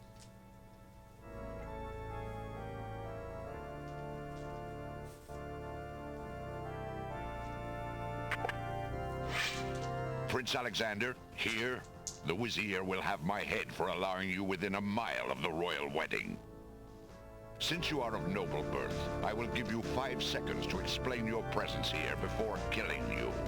I warn you, it had better be good. Okay, so there's our letter of treachery. If you love your princess, you'll hear me out. The Vizier is not what he appears to be. Cosima is in terrible danger. I have proof that this is so. For your princess's sake, you must believe me. Let me see that. Saladin reads the letter, his sword point still against Alexander's throat. Alexander watches the guard dog's noble face darken with rage. This is treason. I'll have his throat. But how do I know this letter is not a forgery? You could have written this yourself. But I did not. Have you no doubts of your own about Ahazred? Don't you see? All he wants is the crown. Cosima is being coerced. We must stop the wedding. It is true. I have had my suspicions about the Vizier, especially when King Califim and Queen Alaria died. But I have seen Cosima with him several times. She appears to be quite happy, even enthusiastic. I don't believe she could love him if he truly were so wicked. I cannot believe for a moment that she loves that snake. A jilted lover would not believe it. But come, see for yourself. 6-7 says, I think I'll dig out my old guide. I think it covers the ending variations. Alexander into the throne room, where a ceremony seems to be in progress. Alexander feels his blood run cold at the sight. I, Cosima, declare Abdul al-Hazred as my lawful and beloved husband and king of this realm. But, Cosima, what are you saying?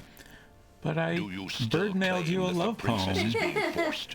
Perhaps it's you that's the danger, as the Vizier has said. Okay, so the next Alexander puzzle is to simply walk forward.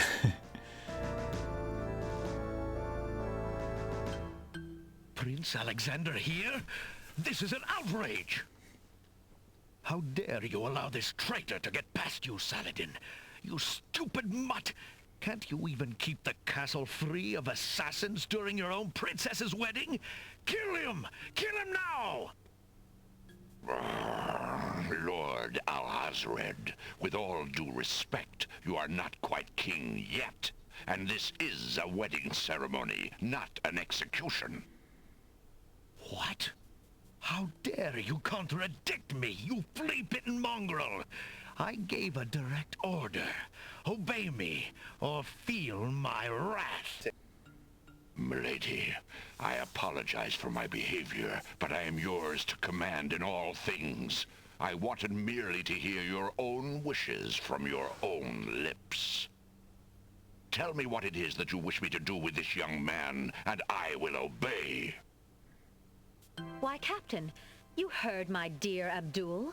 If he wishes this atrocious young man's death, then I want nothing more than to see him get his wish. Obey thy liege now and always. As you wish, Princess. Just as Saladin prepares to run Alexander through with his sword, a shout is heard from the direction of the Grand Hall. Hold! In the name of the true king! King Caliphim and Queen Ilaria burst into the throne room, looking alive and well and full of wrath. Behind them, a line of supporters look prepared to battle, if necessary, for their beloved royal couple. See if we can do a save here, it looks like. Yeah, I know the troubles of water-damaged old adventure game items all too well, unfortunately.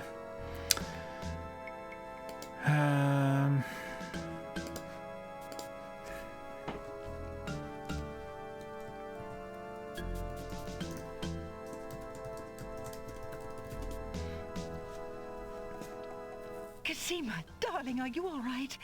Has he hurt you? Hands off of her, you murderous goat!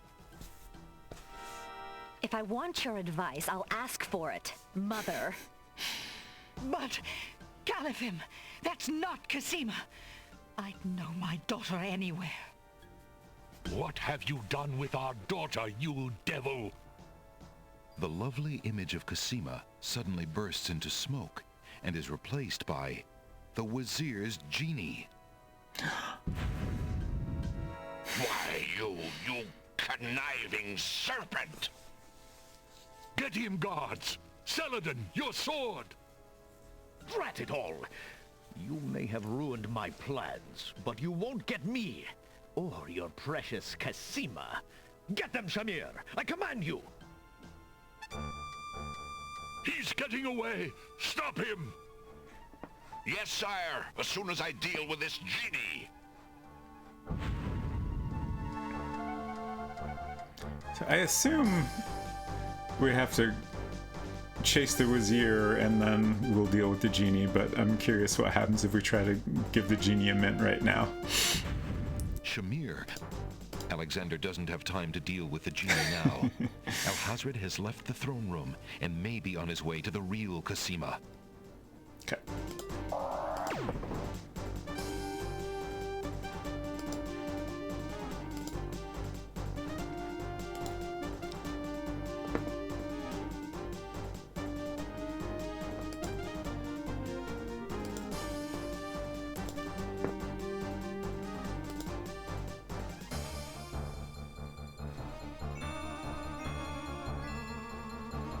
Alexander, be careful. Alhazred has a sword.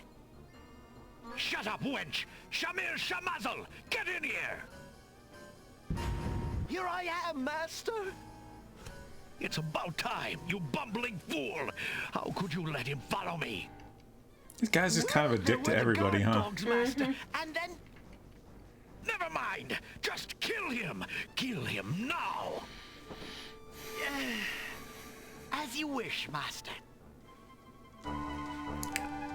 Razzle, dazzle, snap and snazzle. Okay. Look what I have here, my friend. Peppermint. Nice, fresh peppermint. Razzle, dazzle.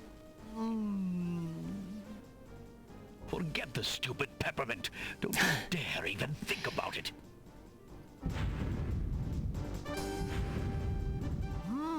Mint. Oh no, not now!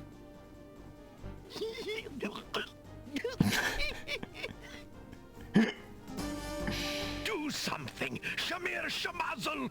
Kill him! Send a small, I mean a ball of Light too fragile. Dazzle Ball goes wild. Oh, jeez. Oh.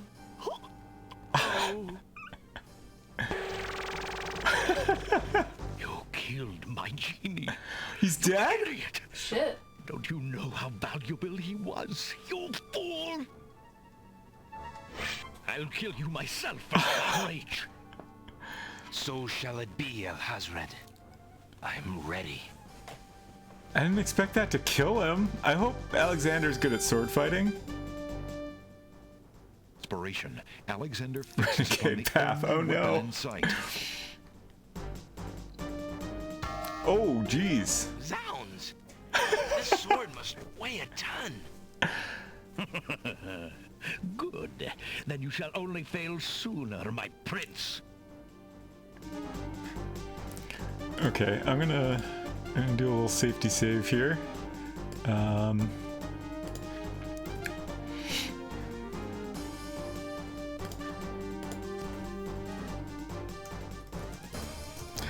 Also, like, I don't know, do I just click on him with the sword? How does sword fighting work in this game? So, the mouse would bite?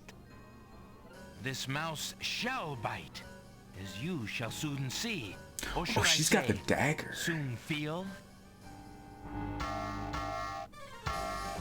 Ha! You can barely lift that sword, my prince.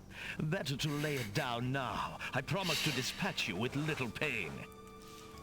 A tempting offer, but I think I'll wait and see what this sword can do. Suit yourself.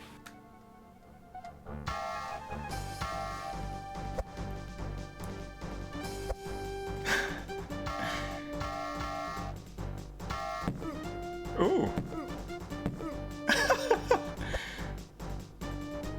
This is such a detailed sword fight. I know. What's Cosima waiting for? I mean, I think she's like tied up or something. Yeah, she was. Oh, I see. She's like wiggling herself free, I guess. Yeah. Alexander's arms start to tremble under the effort of wielding the huge sword. His muscles are nearing exhaustion. His animation is half a floppy. Half a floppy. So it ends. Not if I can help it, you murderer! Cosima Stab. thrusts the small dagger into Alhazred's shoulder with all her might. Ah! You dare raise a finger to me? You will regret that, princess. How dare you strike me with such a delicate feminine But I blade? forget. I stalk a kitten and turn my back to a lion. It wouldn't do to let you gather your strength again, my prince. Alhazred finishes off Alexander with one swipe of his sword. Did I miss a? Huh. I think I missed the opportunity to. Cosima. Like there was a pause. No! And I was like, oh shoot, was I supposed to do something? But as soon as I realized it, it was back to the crown icon. Next. Touché. Alexander Yeah. should have been on guard.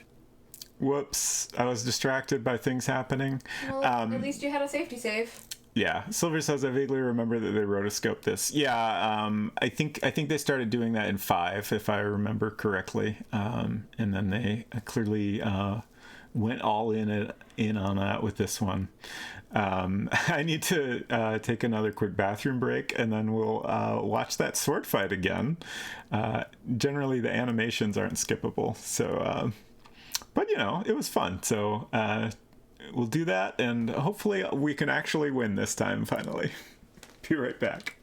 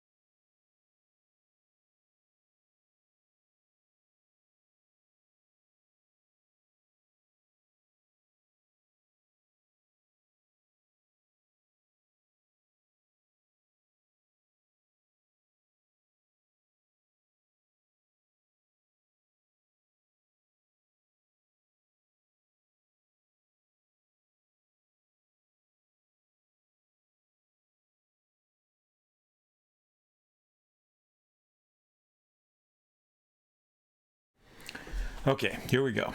Restore. Sword time.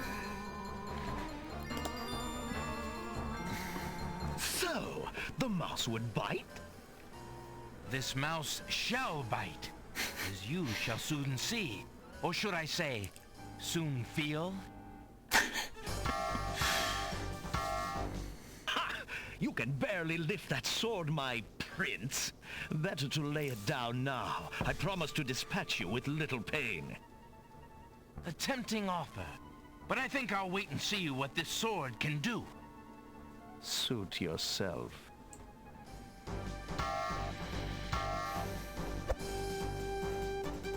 I got my eye on this icon. Cursor.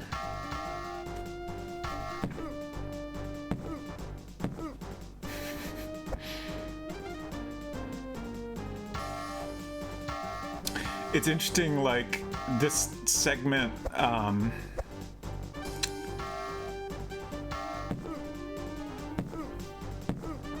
like, most of the animation in the game looks like they spent a lot of time, like, touching Alexander's arms start to up tremble under the the effort source of wielding footage the by huge hand. sword. His muscles are nearing exhaustion.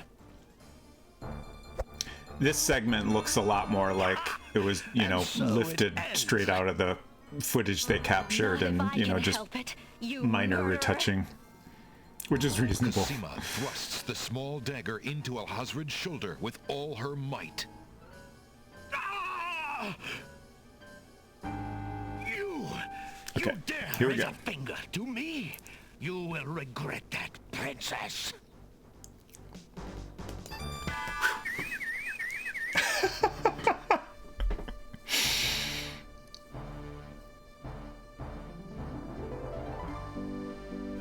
Cosima, are you all right? I'm fine, Alexander. I was just so afraid for you. There's no need to fear anymore, Princess. Yes, I know. How can I ever repay you? For myself, for my kingdom. It was not in me to let harm come to you. Can you find it in you, Princess, to give me more than your gratitude? Alexander, what are you saying? I love you, Cosima. Would you ever consider... Do you think you could... marry me? Could you ever have doubted it, my prince?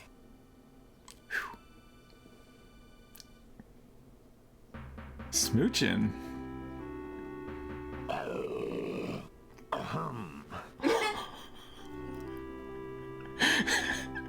Oh, okay.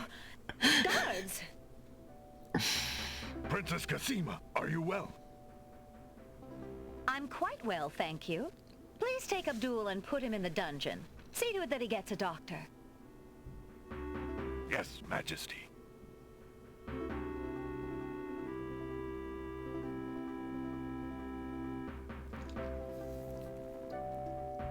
He's just gonna walk like they're not even restraining him or anything.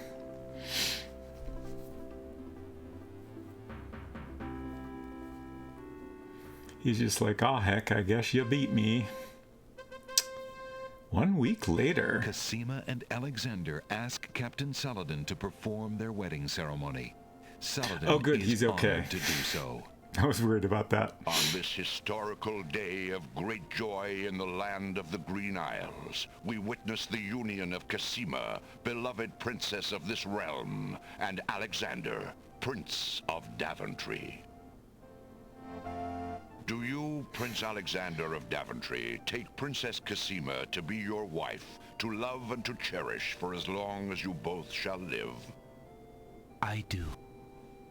And do you, Princess Cosima of the land of the Green Isles, take Prince Alexander to be your husband, to love and to cherish for as long as you both shall live?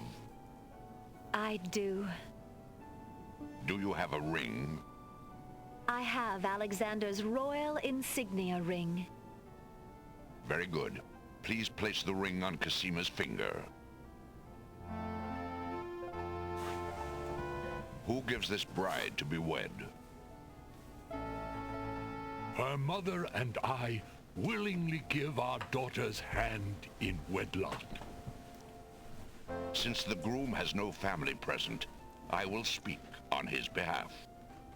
Alexander, your union with this woman is sanctioned and recognized in the eyes of the community. Thank you, Saladin. Then, Alexander and Cosima, I now pronounce you man and wife. You may kiss the bride. Hooray! Hooray! Hooray!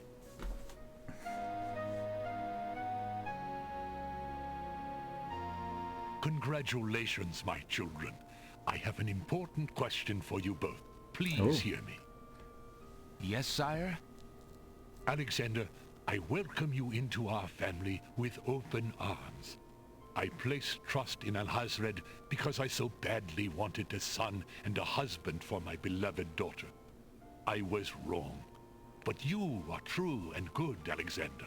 You have proven yourself to all my people. Thank you, sire. Olaria and I have been through much. Even though we have returned to our kingdom, I do not think we are able to reign again. Will you two consider the crown? I know as king and queen, you can heal this small kingdom from all the damage that Alhazred has inflicted upon it. Oh, Father. Why, I'm honored. What do you think, Cosima? I love my homeland, Alexander. I would be happy to stay and serve it all my days. I wish my father were here so that I could ask his advice. I will miss him, and my mother and sister, and Daventry. But I love you, Cosima, and I do feel at home here. Somehow, this land and I seem to suit each other. I don't know what kind of king I'll make, but I accept. Oh, Alexander, I'm so glad. Between the return of my beloved parents and our new reign, you've made me so happy. I'm glad I could make up for some of your suffering, my beautiful wife. King Alexander, there is a long road ahead. The ferry must be repaired before we can reunite the islands. Your road will be easier now that the islands are no longer feuding. Already the wounds are starting to heal.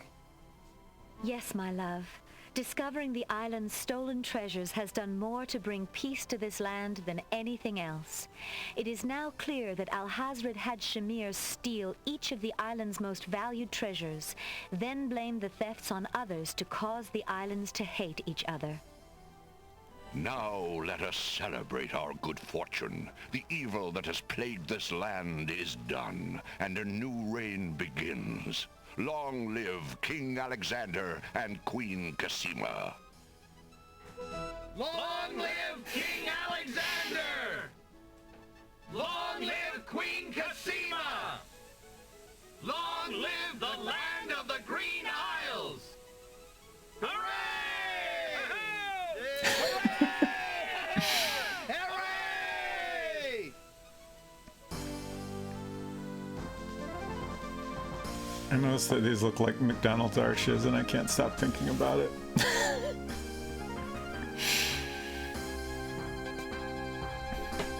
Hey Sven, good to see you.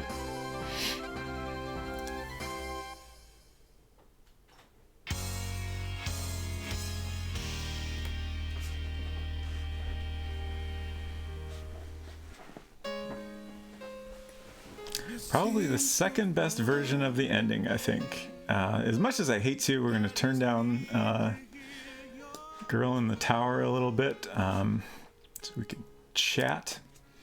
As far as I can tell from trying to Google it, if you had befriended Jalo in the bookstore, right, he would have busted you out of the dungeon once.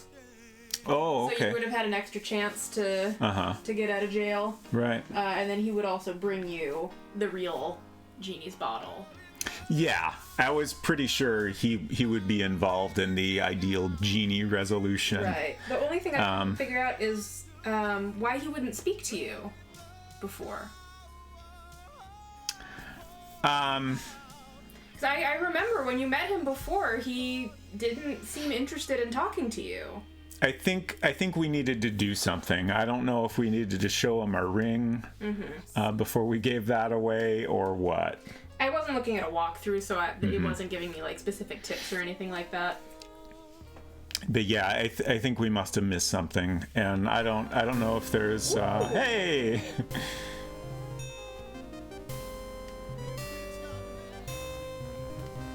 Silver Streak, thank you very much. Greatly appreciate that. Yes. But yeah, I'm sure we missed something. And I was hoping we would get the opportunity. I don't know if, like, I just wasn't patient enough in waiting for him to show up in the bookstore again, or if we missed that chance. And I was also thinking about what would be different with the easier route, like... So, also, if anybody wants to share any info about other endings at this point, feel free to. I was hoping we'd have time to, like, try the easy ending, but we've already gone much later than normal, so... I want to eat dinner. Me too. But... You know, I'm pretty sure you go in by disguising yourself as a servant, so you never figure out... You never bring the parents back to life, the king and queen.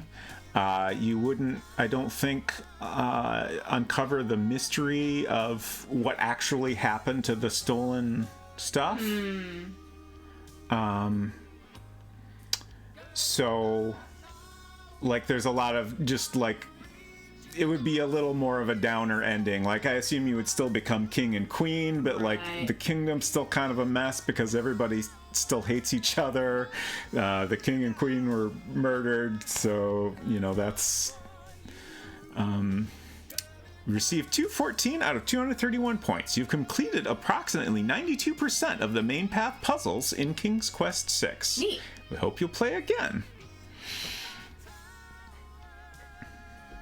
6-7 says showing the ring to Jalo is necessary to befriend, I think. Okay. I kind of suspect we had already given away the ring when we met him the first time, but I don't remember for sure. Maybe I just didn't think of trying that. But there was, I know there was one point where I was like, shoot, it's too bad I didn't have my ring to show my ring to this person to prove who I am. And then much later when we got the ring back, I couldn't remember what that situation was, and it never came up again. Right. So we never had a chance to try it. If you don't get the parents, you use the mirror of truth to expose the genie. The mirror breaks, doing the dead. Oh, okay. Interesting. Yeah, I was wondering what all you would need to complete the game if you do that route. Oh, so you would still have the mirror if you didn't go to the land of the dead. Right. Okay. Interesting. Silver says, your path to the ending is completely different than what I've ever completed, so it was wild to see. That is very interesting. So I'm curious exactly what you did different. I'm looking at who we could raid here.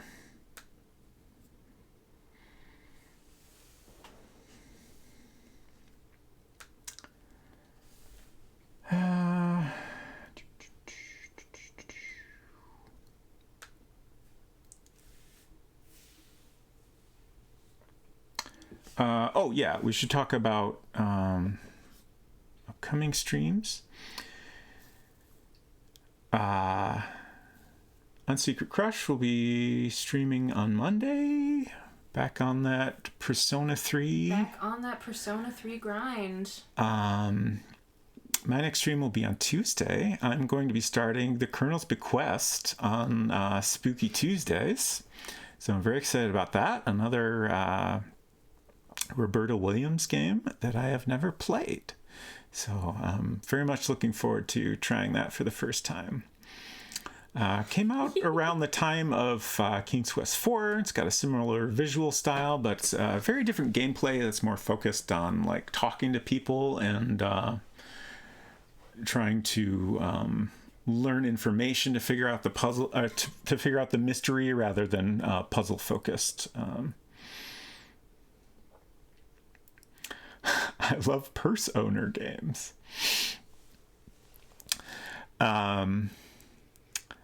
So yeah, that'll be a lot of fun. And then now that we've finished King's Quest VI, it's kind of funny that finished 2 games in 1 week.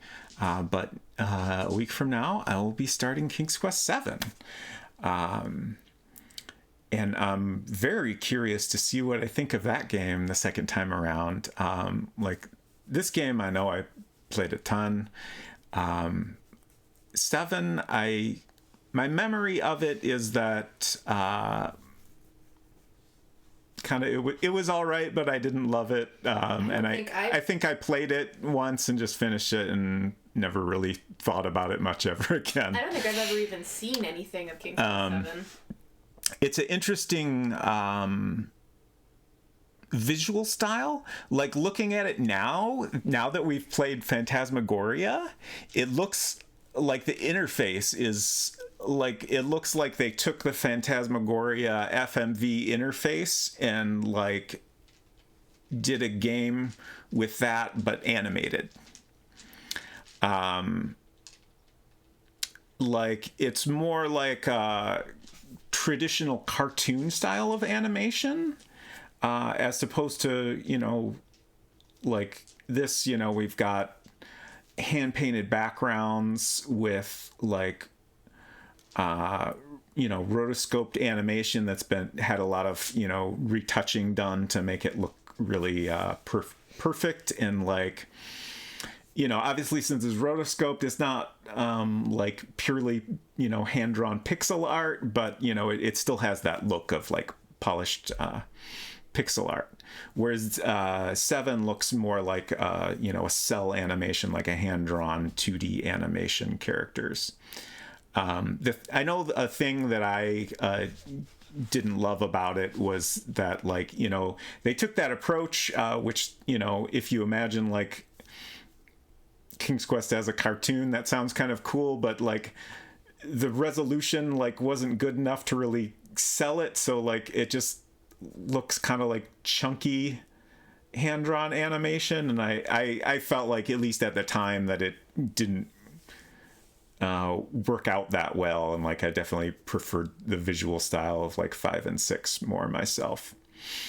But it should be fun to experience it again and see what I think of it now. Silver says, yeah, King's Quest 7 is a bit wild. So it's a story about, I can't remember very much about the story itself, but I know you play as both Queen Valinus and Princess Rosella. So that's kind of cool. I think you like switch back and forth, if I remember correctly. I love 7 as a game, but did not like it so much as a King's Quest game. That's very interesting. Yeah, certainly, like, you know, I love 5 and 6 so much, so, like, honestly, it would have been very difficult to meet my expectations at that point for another King's Quest game.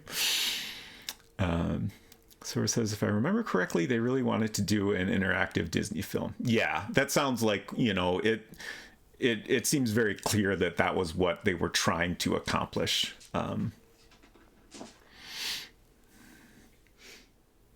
Queen's first time as a playable character. Yes, which is about time. Dang it.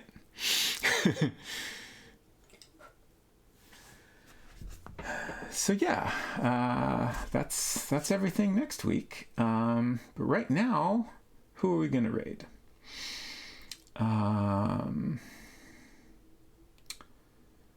We might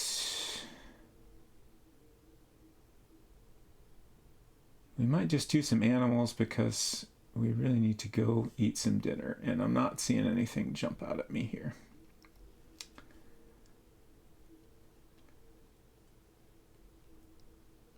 Yeah, I think we'll do that. Usually try to find either a channel I'm familiar with that's playing something interesting, or somebody playing a adventure game. But oh geez, what's a good one? I hate this segment of the stream because I'm always like, shoot, I need to make all these decisions very quickly, and it's a lot of pressure. But we'll just do Turtles and Chill. Turtles and Chill is always a good time. Have you already played the fan remakes from King's Quest 1 through 3? I have not. I did at one point think about possibly streaming those. Sort of my overall plan at this point is that I will stick to the official King's Quest games. So I'm going to do 7. I'm going to do Mask of Eternity. And then I might take a little break after that, like just a short break, but I think after Mask of Eternity, I will do the more recent game by the Odd Gentleman. I think that's the correct developer name. It's like an episodic game that came out for PS4, and I think there was like an Xbox and PC release and all that.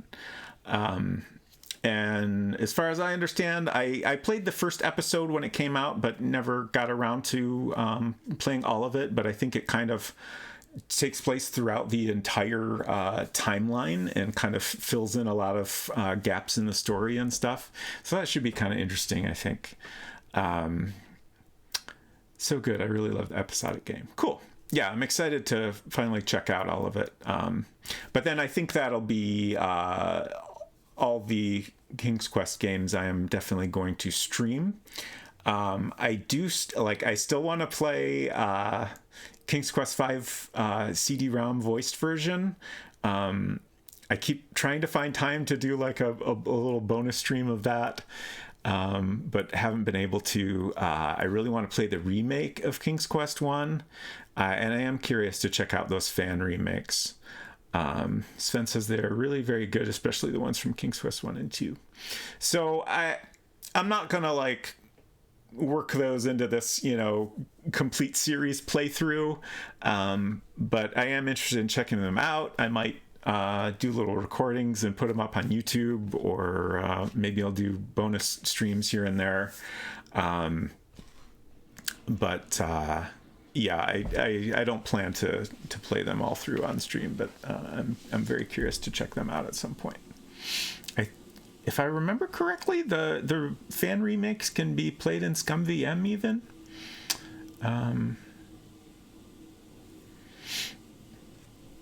That is my recollection anyway.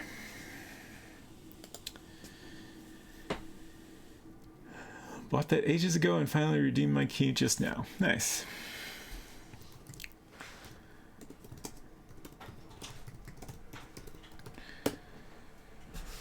So as I said, we're going to hop on over to Turtles and Chill. Just a nice channel where you can watch some turtles and fish swimming around and enjoy some relaxing music and stuff. But thanks again, y'all, for hanging out. I really appreciate all your subscriptions and support, and just appreciate you being here. I really enjoy these streams a lot. So thanks again. Have a good weekend, I hope. And we'll see y'all around. Take care. Bye.